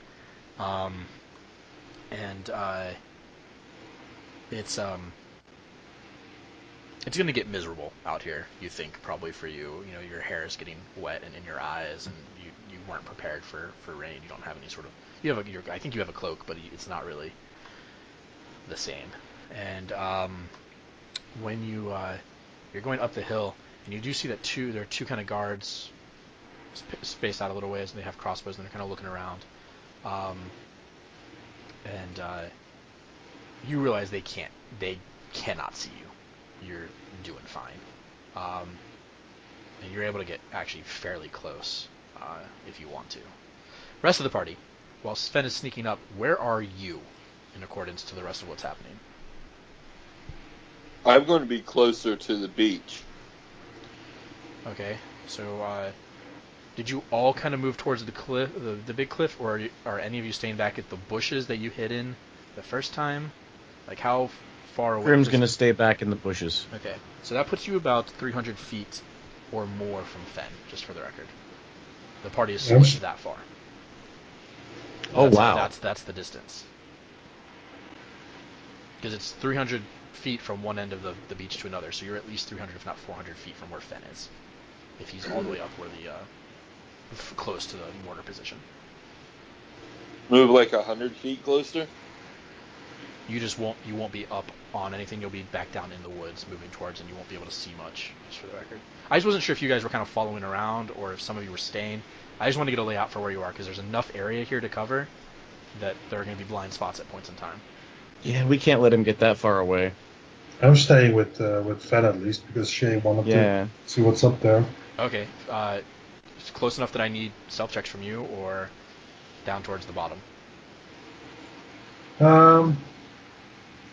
No, I let... Does this layout kind of make sense to you guys? You have a big cliff that slopes up, that drops off to the water. The beach comes up to the side of it, so you can be down near the bottom of that in the woods, or up. It's all wooded. You can be up in it, or you can be down at the bottom.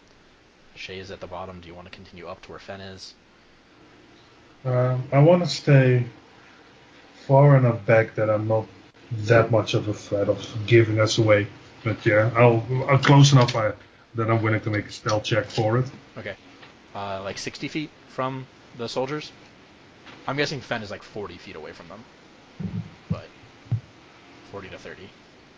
As close as I can get without giving away my position. As far as you can tell, the 2 guards have no idea. You were able to get through to a spot where you're certain they cannot see you. Because they're not going to look for you where you are. You can watch everything that's happening. Or at least as best as you can see. Yeah, I'll stay 60 feet back. So you're 60 feet from the mortar emplacement. What was your stealth roll? I'm going to make that. Oh, that's a natural 20. Wow. just like have a bush on you. You're just going.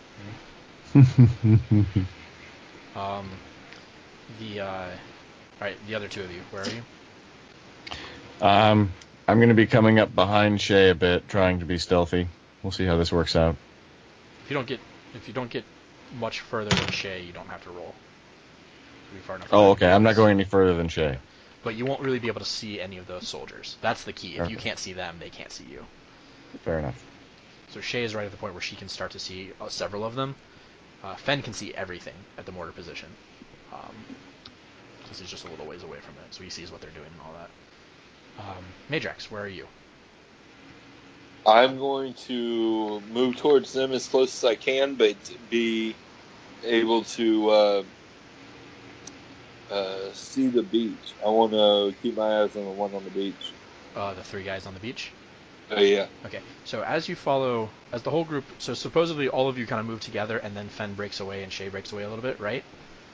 So during that point in time, you lost sight with the beach, because you have to kind of curve into the woods and all that. Mm-hmm. Unless you stay on the beach, you lose sight with the beach. Is kind of what I was Yeah, I want to stay at the beach. I want to be able to see it. Phen, what are you doing? Just watching, making sure they're actually dismantling them, like taking everything down. Yeah, they seem to be kind of looking over the area, and a couple of them are working. You hear some swearing as like hands slip, and like someone kind of hurts himself as he's trying to hammer out the bits. They're definitely actual soldiers doing actual work, Okay. near as you can tell. Yeah, I'm just gonna hang out and watch them, stay hidden. Okay. About 10 minutes goes by, and then it starts to just downpour. And there's a peal of thunder, and lightning obviously out over the lake, or a little ways away over the lake. So I don't know if that changes anything that anyone wants to do. The soldiers start swearing, and they get out like tarps and whatnot, and they kind of start stringing up the tarps, and they huddle under them, and one of them lights their torch, and they're trying to like warm their hands. It looks like they've got 4 of the mortars. So there's like 2. I guess there's 2 mortars remaining. So whatever the math on that. So they've gotten 3 of the mortars down. What are they doing with that? With those mortars? Right now, they've just unspiked them from the ground and kind of put them in a pile. Oh. Phen, you are close enough that you can kind of hear them talking.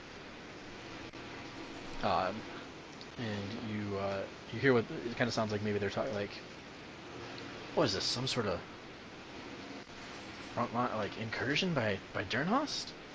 What did the lieutenant say? And one of the guys,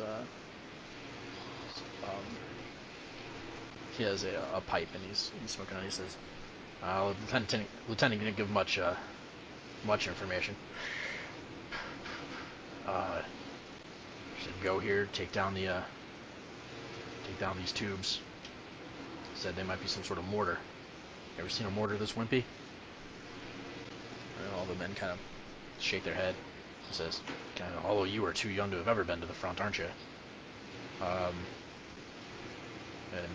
one of the guys replies, what was it like, Sarge? The guy takes a deep puff on the pipe and says, weren't worth it, kid. They tell you to go, see if you can't get your commission back. And he kind of turns and looks over the thing. Says, all right, you two, get that last one. Let's get out of here. You two, pack these up. And then start moving to do their business. The torch extinguishes again. They take down the tarp, and he packs up the tarp. Shakes out his pipe.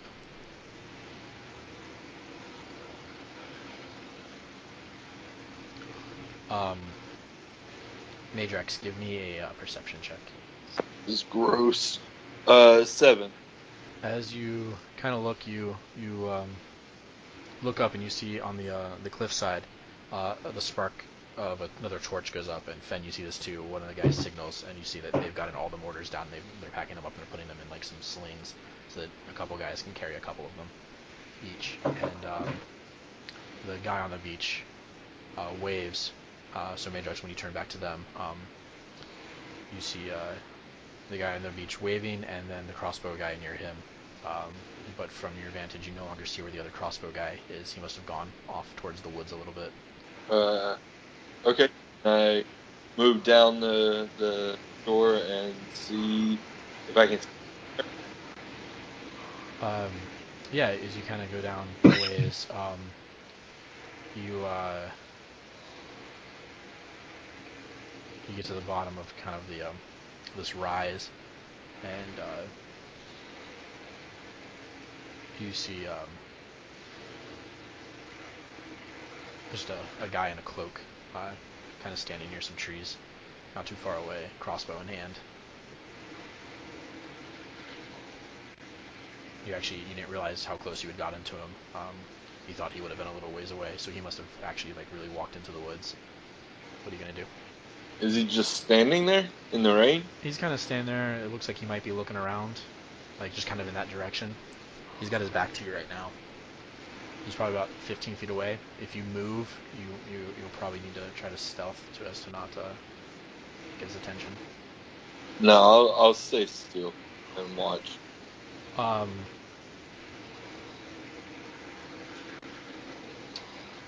Shae, give me a perception check. I think my perception is -1. 17. Right, so as you're looking, you see them strike the torch. You see the same thing that Phen does. You see that they've started to kind of like group the things together, and they're it looks like they might be ready to go in the next few minutes. The one crossbow guy looks in your general direction, but he just keeps looking past you. You look out to see where the other guard is, and you don't see the other crossbow guy who was standing guard over to the side. You don't see him anywhere.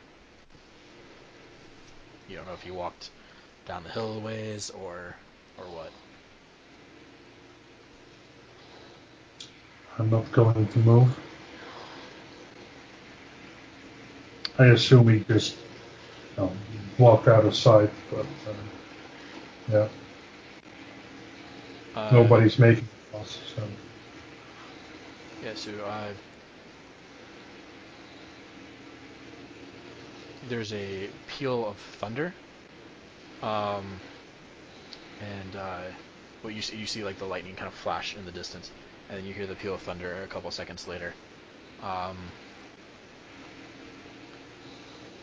the soldiers start to come down the hill. They're gonna walk right past you, but you're pretty well hidden. Phen, if you just stay deep in your bush, you think you can stay down and they're not gonna look for you. Grim, they're probably going to walk pretty close to you. So you might either want to kind of try to go away or hide. I will hide. Okay. Give me a double check. Ah. It's an 11 both ways. Okay. As they start down, the sergeant kind of holds back. He's the last. It looks like because he took 7 guys up there. One's holding a heavy crossbow and kind of walking in front. The guard on that side. And the other 2 guys are carrying the bundles of the tubes. The sergeant kind of pauses, looks around, and he calls out, "Johns! Johns, where are you?" Well, there's no response. Now the rain's really coming down pretty heavy, a little hard to hear.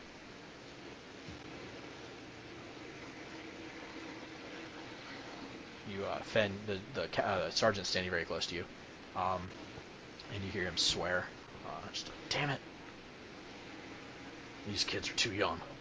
Be out here guarding their." He starts to kind of walk down the hill towards where he thinks Johns might have gone. He calls back to the rest of the group.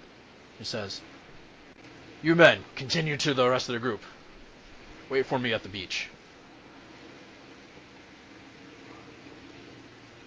And they nod affirmative, and then they continue on down. Grim, you look out. They turn before they kind of get to the woods, and with the rain, they're not looking your way. They turn onto the beach, and they walk down the beach without giving you a second look. Now all of you are behind them as they walk towards the beach, but the sergeant is now disappeared kind of over the hill, and you don't know where the other guy is. Phen is going to try to tail the sergeant. Okay. And remain hidden. Yeah, remaining stealthy, you move at half speed. But because we're not in, you can still move a pretty good amount because we're not in initiative or anything like that. And you're not using like attacks or anything. So you're able to kind of tail him as he looks around.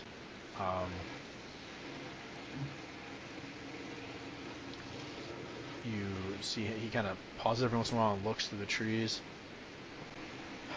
Kind of looks and he starts to look back towards you, but he doesn't quite make it that far. He looks back. Then you see his hand go to his hip, and he draws out a revolver. And he turns back a little bit, and you see he actually looks like he has a little bit of concern on his face. He wipes his face, wipes the water off of it. He's missing a man. He doesn't know where he is. Give me a perception check.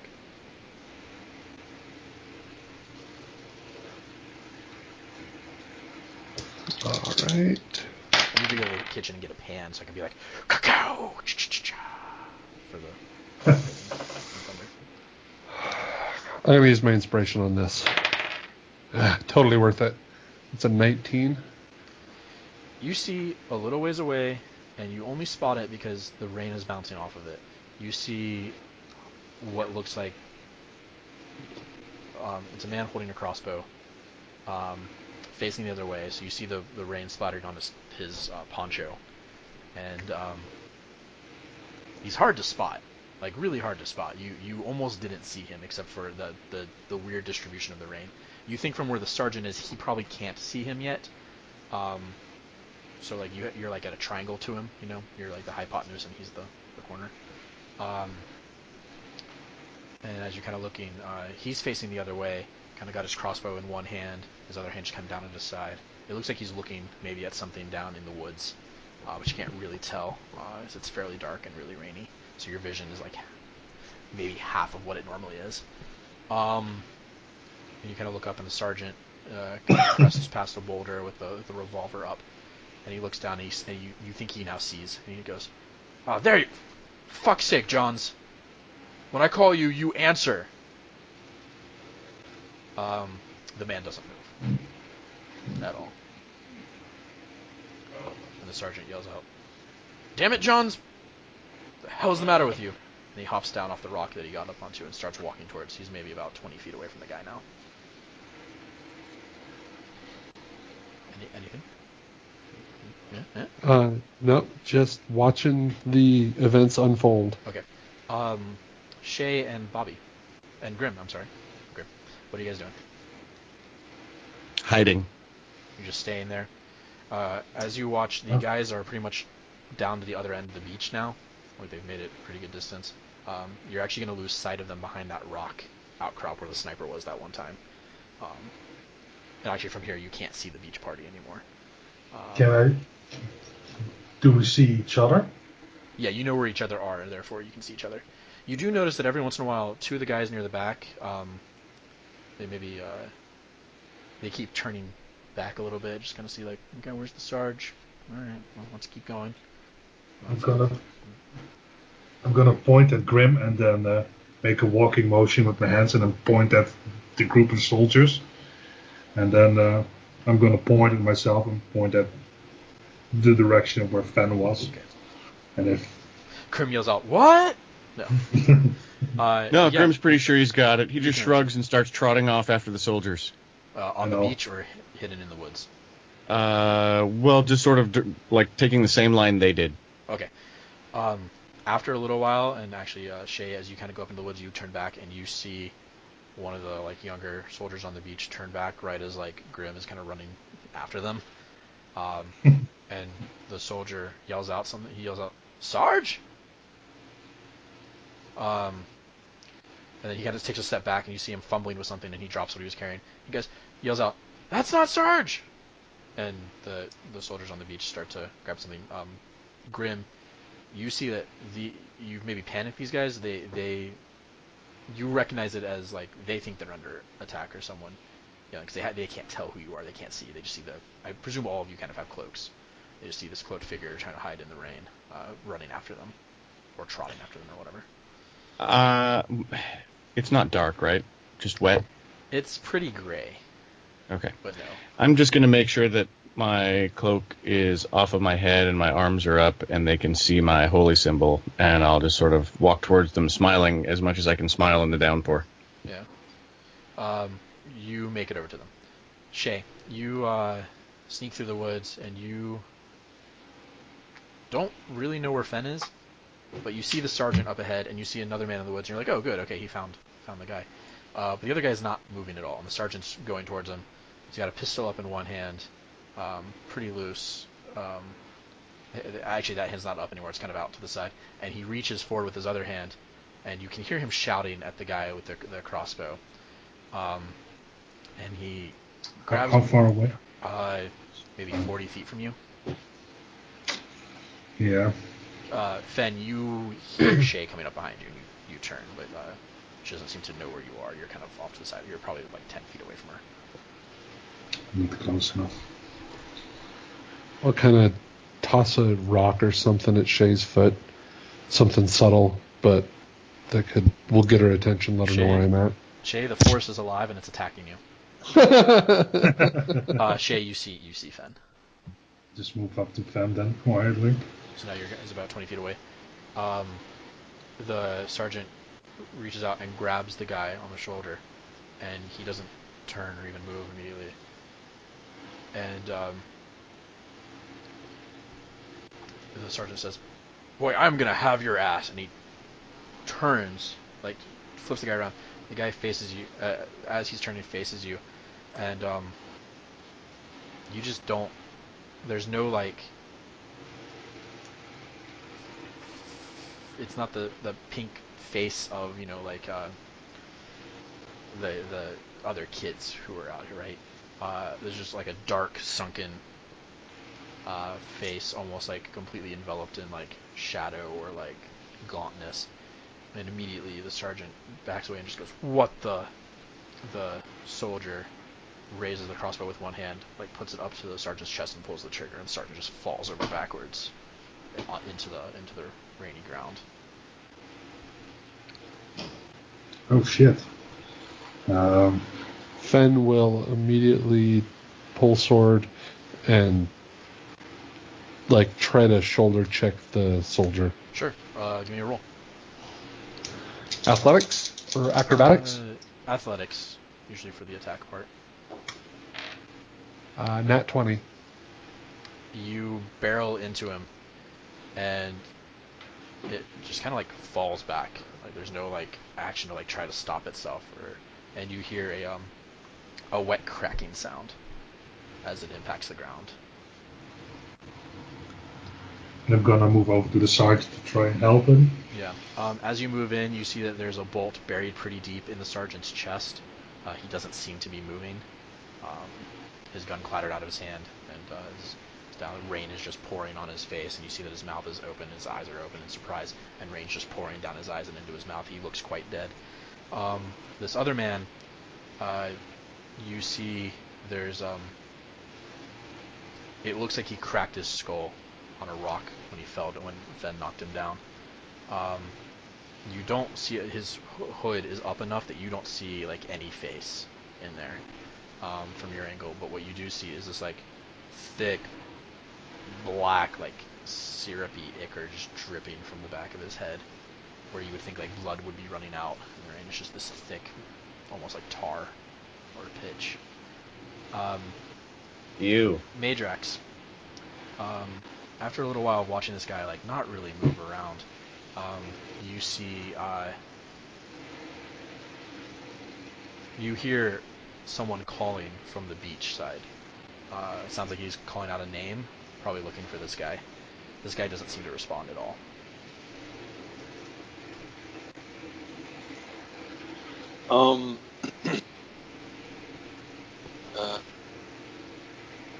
Can I make any kind of check to see what see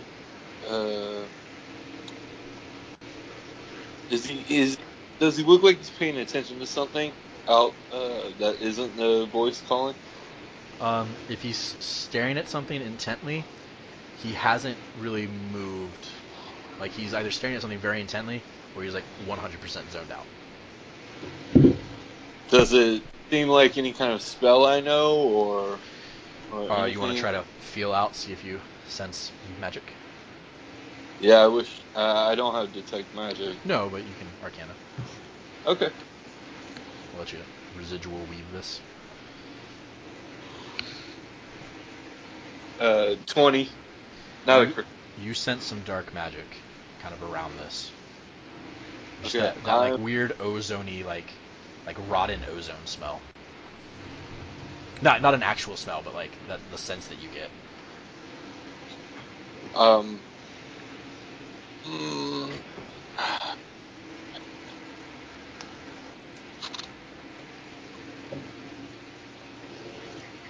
that is tough. I'm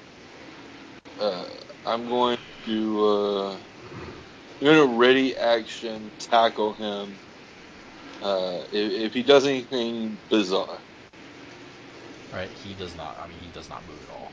Like, you don't even see like the rise and fall of breathing through the shoulders. The crossbow is completely like slack at his side. His other hand just completely slack at his side. Do I have any kind of lead on what kind of magic? You've felt this kind of feeling before. Most likely. Wait, no. Wait. So here's the shit. Were you trained in any kind of magic, or had any kind of magic, or are both magics new to you? I have the training Arcana, so. So like, I probably read a lot on magic through jewelry, like rings. Right. Necklaces. Okay, so you never had any arcane ability, and then suddenly got holy ability, and you never had any holy ability and suddenly got arcane ability. You got both at the same time. Yes. Okay. That's where I was not certain. I thought you got one and already had the other. Okay. So you haven't really felt this kind of magic before. It feels dark. You have dealt with transmutation, abjuration, even spell effects and evocation and conjuration. This doesn't feel like any of them. This feels opposite to how you feel when you cast your healing spells or any holy spell. This feels anathema to that. So this feels like I got an idea. guess like death magic would feel like. I'm going to run out, revealing myself, put hands on him, and cast protection from evil and good. Interesting.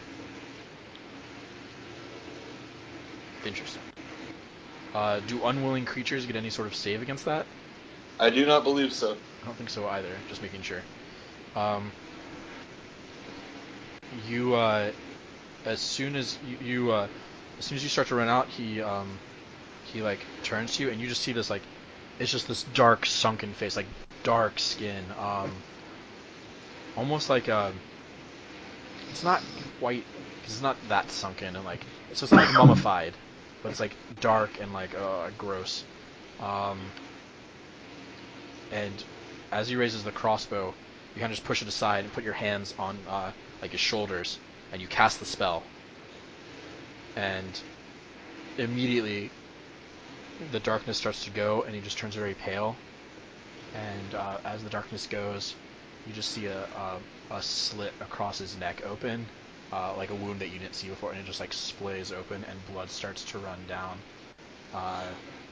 Not fast, and he just collapses. Meidrax gags. So like the blackness from like his neck down comes up into the wound, and the blackness from like the face down goes into the wound, and as it goes to like the neckline, it just like looks like he was garroted, but like deep. like into like the spinal column, like deep, like this cut, something cut through him. Meidrax, while gagging, will kneel and desperately try to cast Spare the Dying on him. If you would prefer, you can try to make a check to see if that's possible. Unless Okay. Meidrax would still just do. I mean, I guess it's a cantrip. The spell will fail. So I didn't want you to waste a spell slot, but then I remembered it's a cantrip. This guy is dead.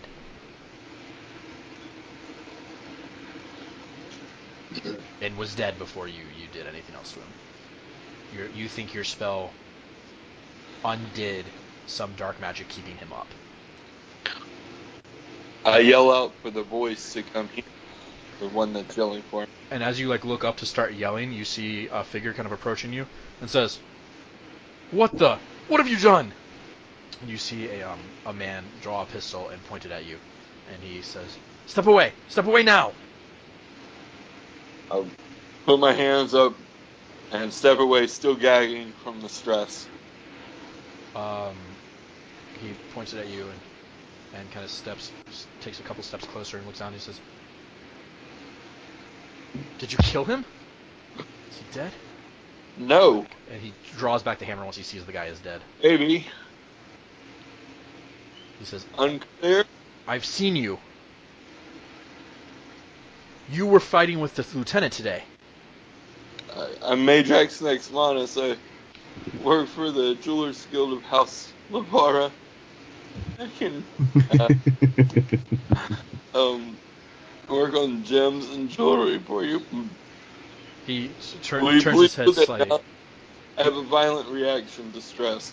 He turns his head slightly and actually takes his eyes off you for a moment in just like kind of like pure panic, and yells back down the beach, "Help! He killed James!" No, blah. That Now I'm gonna dragon breath and point it away from him at like a tree or something. Okay, we're gonna cut back to the other group real fast. Phen and Shae. Shae, what is this? And I'll like kind of pull the body out of the water or wherever it was. It's just kind of in a puddle. You're the weird dark guy. Yeah. Yeah, his hands come up and grab your throat. Oh no shit. Well, attempt to. That's not a great roll. They go for you, and you're like, "Ah!" He is not dead. Got it. He's not dead. Because you have like So- Tom, then you have old Tom, then you have really old Tom, then you have dead Tom. Yeah. Not dead Tom. Like past dead Tom. You need to bring it back a bit. We're one of my not quite favorite Weekend movies at of all time. Bernie's, Tom. It's one of my favorite movies of all time. Not Weekend at Bernie's. Weekend at Bernie's was whatever, but great for references. But Muppet Treasure Island, fucking fantastic. All right, and Dark Crystal, just goddamn Jim Henson. Anywho, So is that initiative or? I haven't been tracking initiative through this whole thing, so just act. It's cool. This is not going to be a continued process that we do forever, but I mean, generally take your actions and whatnot, and I'll cut you off when your turn is done. Okay. Phen will call. Come back from Shield Bash. You have your sword still, I think, out. You know, I'll try to smash him with my shield, like kind of buckler down on his You face. have and advantage. He's not prone, but supine? Is supine where you're on your back? Because lupine is something else. Just an unarmed strike for that. Oh, yeah. I mean, you're proficient with shields, right? Yeah. All that you do is a strength attack, adding your proficiency. So that's a 15. Yeah, you just fucking crack him in the face. Roll damage. It is a I'm gonna give you a d6 for this one. It probably wouldn't normally be a d6, but I'm giving you a d6 for this. Non-lethal damage here. If I think that would do anything. No. I don't necessarily want to kill him. I mean, I don't know if you've had dealings with undead. Oh well, I guess yeah. Obviously you have. Never mind. That's 5 damage. I mean, you crack like through like what is it, the zygomatic bone? Did I make that up? Is that not what that's called? Whatever you crack like through basically like his faceplate Oh, good. and into his eye socket, Okay. and like this like dark, weird. Imagine, do you know what a bodak is? No, I do not. Okay. They're fucking Yeah. terrifying, first of all. It's like and I'm not from Upside Down. I'm The not that much David of a dick. It's not a bodak, don't worry. But I was gonna say it's kind of like that face, but more human in that face. Hey, stop it! Stop it! Stop it! Sorry. The it's not making any sounds, but it's reaching up for you again. Shae, you see it reaching for Phen again after you just cracked it in the face. There was no like spray of blood, like its face just kind of like cracked under it. You see like this thick syrupy like black tar oozing out. Like you think Phen fucked this shit up, but it's still reaching for him. Like it's coming in with like, and as its fingers are reaching for his neck, it almost looks like they're extending as claws, like dark, gross claws. Stab him in the neck. Yeah. No pressure. But Phen is right on him, so that's problematic.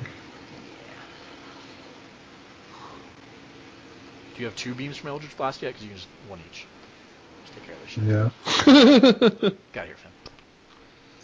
Yeah. But I don't want to leave too much evidence behind. I'm gonna pick up the pistol from the officer, sergeant, and I'm going to hurry over and try and put one through Thomas's head. Okay. John's head, I guess. Johnson. The Tom thing, that was just an analogy. A clever anecdote. Okay. Roll, oh my god, you're eventually going to be able to Hexblade Pact Weapon a pistol. Oh my god, Just that's realized amazing.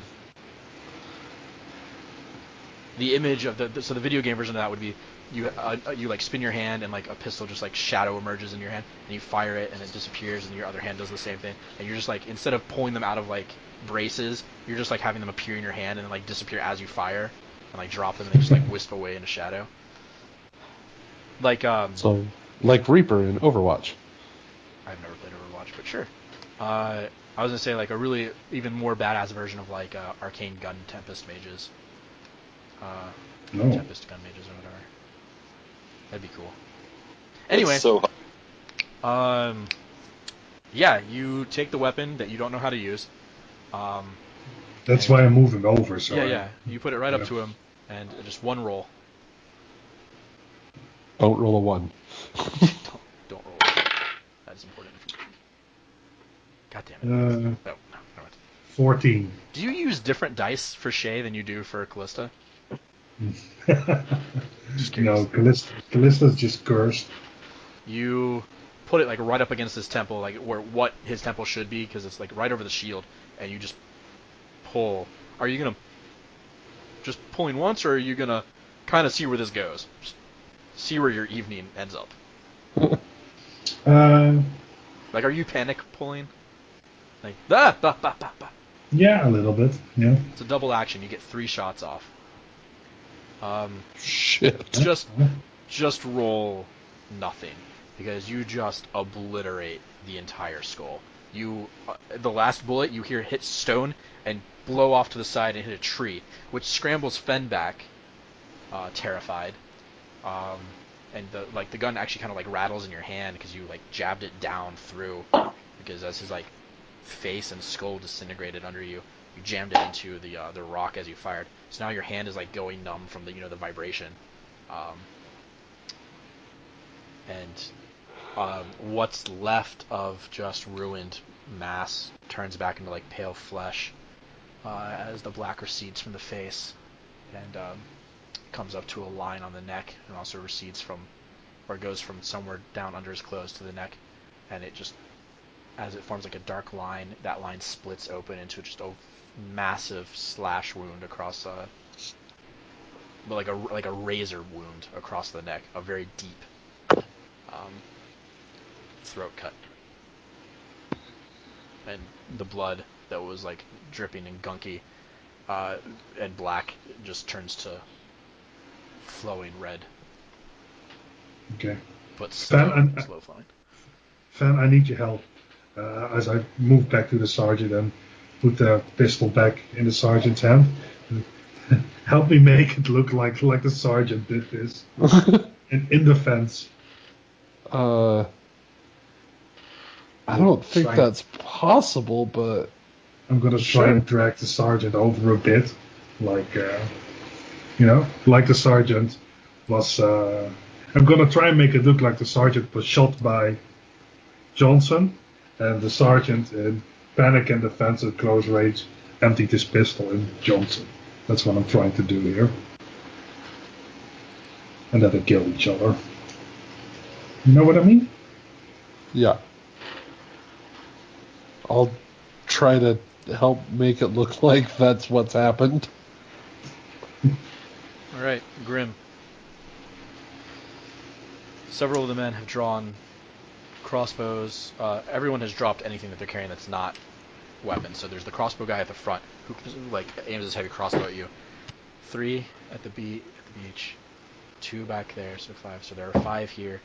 2 swords, heavy crossbow, 2 light crossbows, all basically pointed at you. I am going to just keep grinning a big stupid grin with my hands up, and I'll stop walking when I get to within about, how close am I? 40, 50 feet closer? No, you're like 20 feet away from them. Oh, good. No problem. I was I'll just imagine stop. that you kind of ran after them, whereas Yeah, they were yeah. trudging. And I'm basically just going to keep smiling with my hands up, and I'm going to make a few semantic movements with my hands and say some magical words and cast Calm Emotions. And I will need them to make... Holy shit. That's awesome. That's No charisma save. no check. It just works. That's It works. badass as fuck, dude. Yeah. There's even know nothing you to had see that. here. You can all just go about your business. These are not the droids you're looking for. And you ruined it.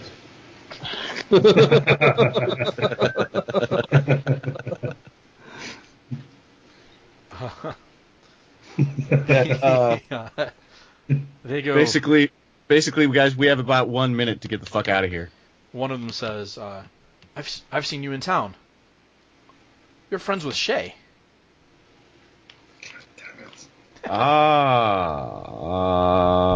Sometimes. He says he. So it's one of the swordsmen. He starts pushing down on the crossbows. No. He's fine. It's fine. He's friends with Lieutenant Webb. We're fine. Why are you out here? Good old Webb, sure. Picnic? They all look at you weirdly. I got lost, Made a though. joke that didn't land at all. Yeah, no, I was actually glad I found you guys, because I'm really lost. I really don't know how to get back to town from here. They say. Do you just point me in the right direction?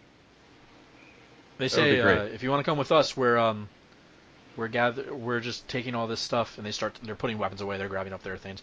They say we're just waiting for the Sarge to come back, with our other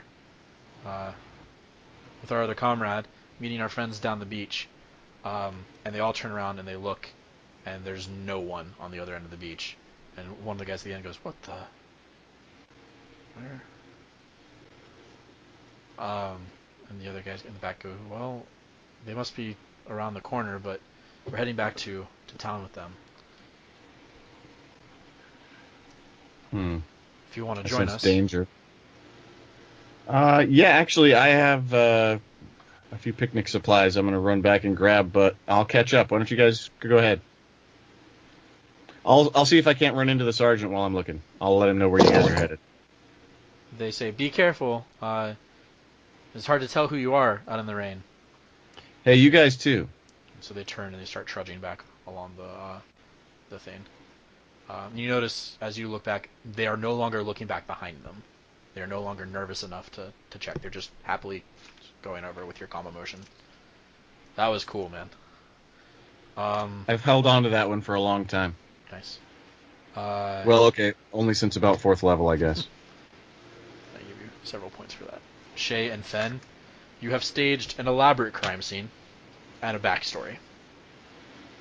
The soldier was with the sergeant's wife, having a picnic.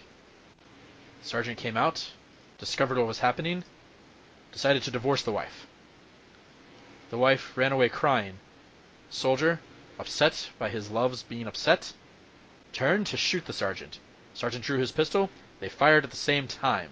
Crossbow bolt immediately pierced the sergeant's heart, killing him instantly as the sergeant fired 2 more shots, obliterating the other man's face and cutting him in half at the neck. Foolproof. No. You have staged it so that it looks like they shot each other, but none of it makes sense beyond that. This isn't going to work. Grim walks up and looks around and goes, "What did you guys do?" Dude, there's some bad juju going on here. This guy's wife was with... Would have been worth all the points. Alright, real fast, we're going to cut back to Meidrax. Meidrax, the guy with the pistol and the other guard with the heavy crossbow are now bearing in on you. And they're telling you to get up against the cliff. They're trying to put their back to... or put themselves between you and the body. And the man with the pistol kind of looks at the guy with the crossbow and says, You watch him. I'm going to run and get the others. And he takes off running, looking back a couple times. The guy with the crossbow is pointing at you. He looks young, and he looks a little nervous, and you can see the tip of the crossbow kind of wavering a little bit. And the rain is pouring down his eyes, and he's blinking like furiously every once in a while. And every once in a while he takes his hand off the crossbow and brushes his face real fast, and puts it on, and it always shakes a little bit, and you kind of hear a little bit of a creaking groan every time he does that. I put my hands up and back away, telling him that I didn't do it. I said while I was muted, I want to yell out, "Be careful," to the one that runs away. As you do, he kind of looks back at you weirdly, and stumbles a little bit, catches himself, and then continues to run out towards the beach in his little poncho. And then you lose sight of him as he turns around the corner. Is there any of the black tar on this one? I can't remember. No, it's blood. Oh, fantastic. But like slow, like not spurting blood, not like pooling blood. It's like he had been bled, or he had been left bleeding for a while. And you realize times aren't necessary. Like, you don't know a lot about medicine, but times aren't lining up for what's happening. Like, this body should have had, more pumping of blood, more whatnot. Yeah, The wound looked fairly fresh, but it wasn't bleeding like a fresh wound. well, I will. I'll try to explain to this young recruit. All I did was bless him with protection. And he fell over bleeding like that. You did this with a spell? I didn't do anything. Well, He says, don't move your I hands. did. Don't cast anything. If you start to cast, I'll kill you. He's shaking a little bit more now. I don't know if you do that with just one bolt. I'm pretty sturdy. Do I have to keep standing like this?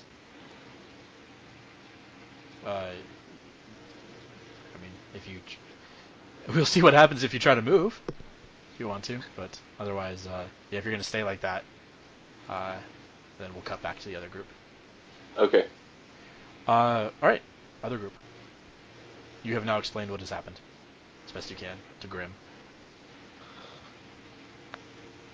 Dude, there's something going on. What? I'm pretty sure our story isn't going to hold up. We have to dump the bodies. Throw I them in can't the sea. do that, though. Look, Well, we could there's- just leave town and start over at the next one. if there's one lesson I learned from when I was young, is that you don't kill a guard or anything like that. without covering your tracks if you don't want to get into trouble, no matter why you did it. So we gotta cover our tracks here. You mean And she burn 'em? looks at. No, I can't. Can't we just throw them over the cliff? What if?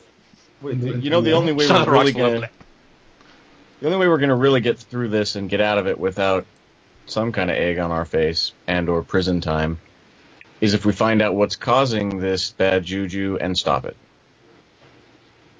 Yeah. But there's 8 other guards that are waiting for these two. They're headed back. They're not going to wait for us. Where's Okay. Meidrax? That's an excellent question. You don't know where he is? I thought he was with you guys. No, he stayed back. That's why I told you to go back. So he's still there? Yeah, he's like back at the beginning of this thing. He's like where you walked, like the other day. He's where you like No. walked out of the woods to talk to the. But in character, he's still back there waiting okay, for us? Gotcha. Yeah, he should be. Well, let's go look for him. Can I, before we go, I want to look over the body real quick, see what, like I figure out what's going on. See if there's maybe some magical effect that, I'll take a religion I know. or an arcana check. I'll do the arcana.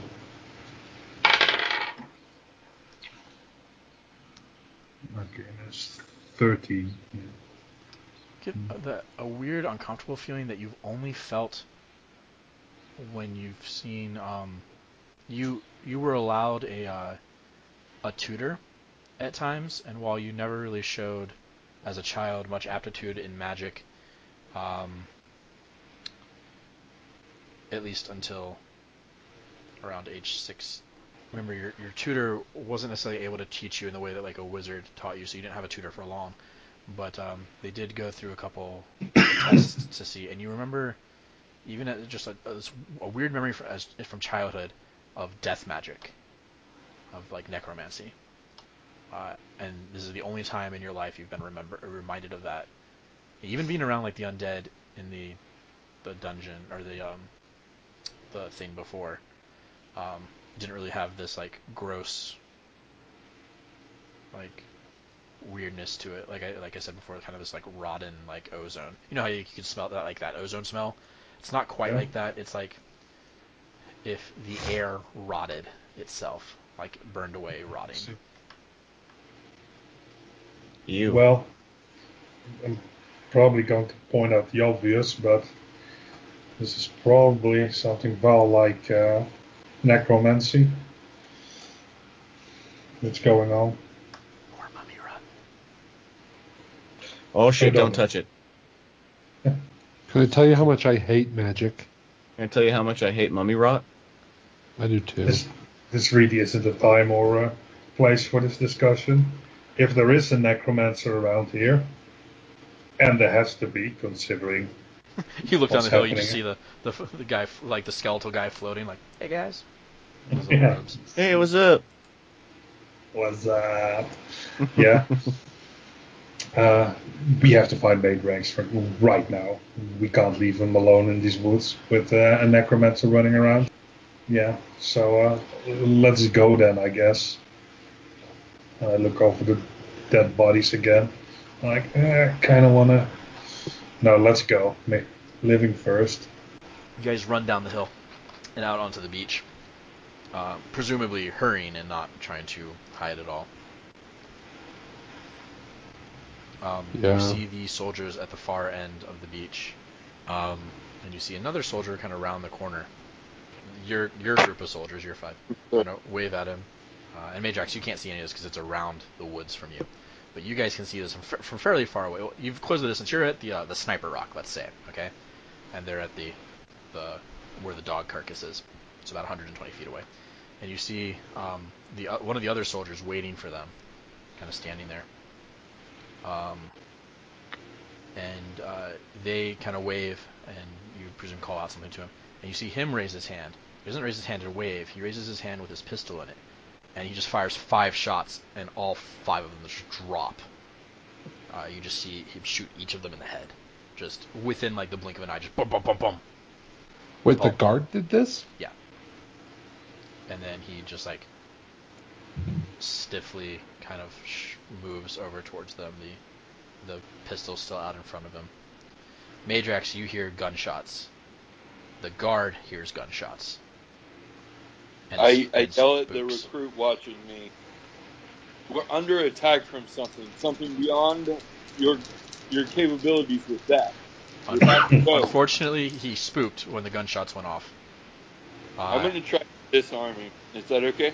Yeah, as like you move and as he like turns to the side, he squeezes the trigger and the bolt flies past you. He missed. He rolled with disadvantage and missed. And then he looks back and he panics. He sees you coming at him, and he starts to try to fumble with it, and you easily just knock it away from him. You can cold clock him if you want to, or just grab it away. No, grab him. We have to go. Go back to town now. Get everyone. So are you sending him what are you trying to get him to do? I'm sorry. To run back to town. He says, but my friends. Shut the fuck up and do it. A point. He make a intimidation roll. I'll give you advantage. He is terrified right now. Okay. This kid is like 17. I got a 23. Yeah, he nods and runs. I'm gonna take off toward the gunfire. Right, you come around the corner, and you see 5 dead soldiers on the thing in a pile of their weapons and these mortar tubes, and just the guy who had the pistol. He's got his back to you, but he's just kind of swaying slightly on the beach, rain pouring off of him, lightning in the distance, and past him you see the rest of your party kind of stunned and paused at like the sniper rock, just kind of looking towards you. What does everyone do? Grim? How far away am I from him? About 100 feet. Shit. Yeah. That's a ways. It's not close, yeah. However,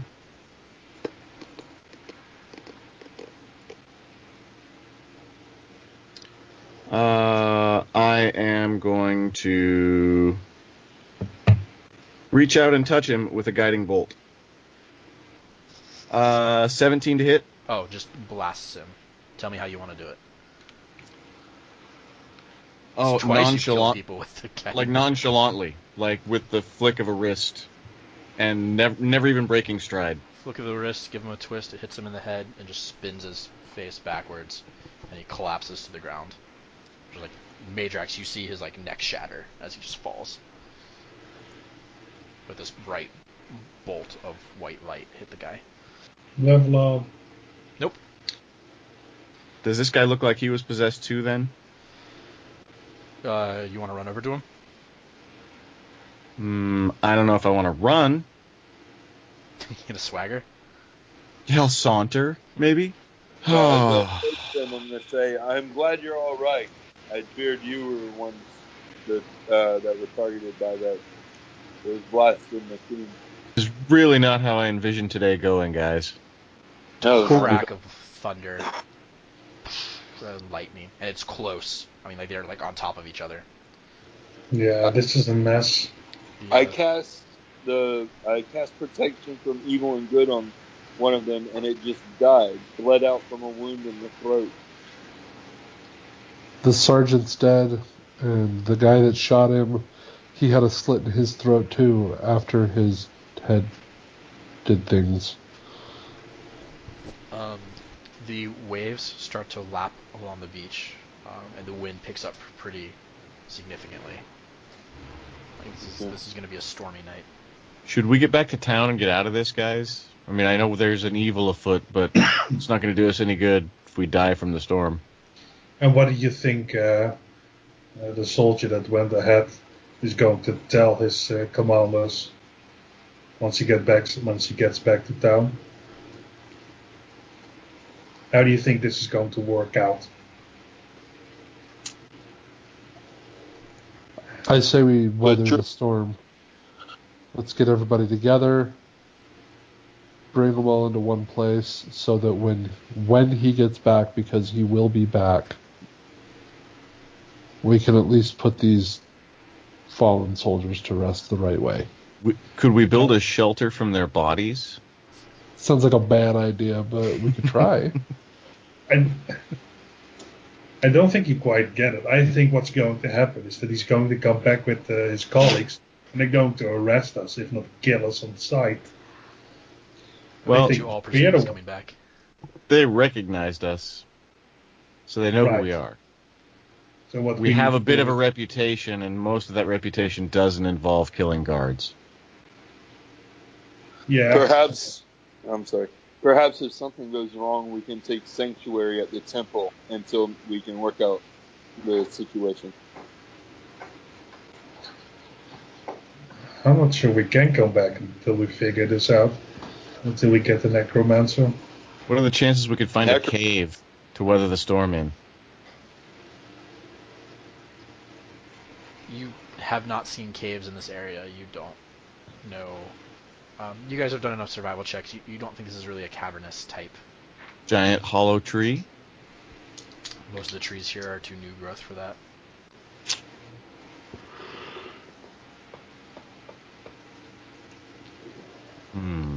Rain whips at the side of you. It's going to be a long night. The waves I'm cold, guys. are now like 10 feet further up the beach than they have been, and you can actually hear them crash into the ground. If it continues at this pace, within the next half hour, the bodies are going to wash out. You don't know that it is. We need to get the bodies out of here. That's the case. Phen probably has a pretty good idea with the tide. You don't think it's going to do that. You think this is just like wind and storm, but it's just that's how fast it has lashed up. I mean, the shoreline has changed by about 10 or 15 feet, just because of the force of the wind and the rain. I think we should move the bodies all back to that where the one died that I touched. Yeah. Also, good. I was the one that Grim just killed, does it also have a line across its throat? Any of the ones that were quote unquote like possessed, and weird, all have the slash across the throat. Yes, it would be exactly the same. Basically, like a razor, perfectly cut down across the jugular, basically having the neck. Right, it basically just bisects the neck. And digs into the spinal column. Jeez. Yeah. No, it's a brutal wound. These guys were essentially decapitated, just not fully. Nearly headless nicked. I don't know if we should stay out here if there's something that can do this unseen. Have I mentioned how much I hate magic? I'm starting to agree. We should head back, tell the lieutenant what we found, and then try and get some rest. Grim, we can come back after the storm passes. Grim, I would like you to make a religion check. A religion check. Oh, good. Because I'm proficient, I actually get a +1. Indeed. And I rolled a 1. So that's a 2. I don't know religion. You get a deep shiver up your spine. It is very chilly out here in this rain. And that is where we will end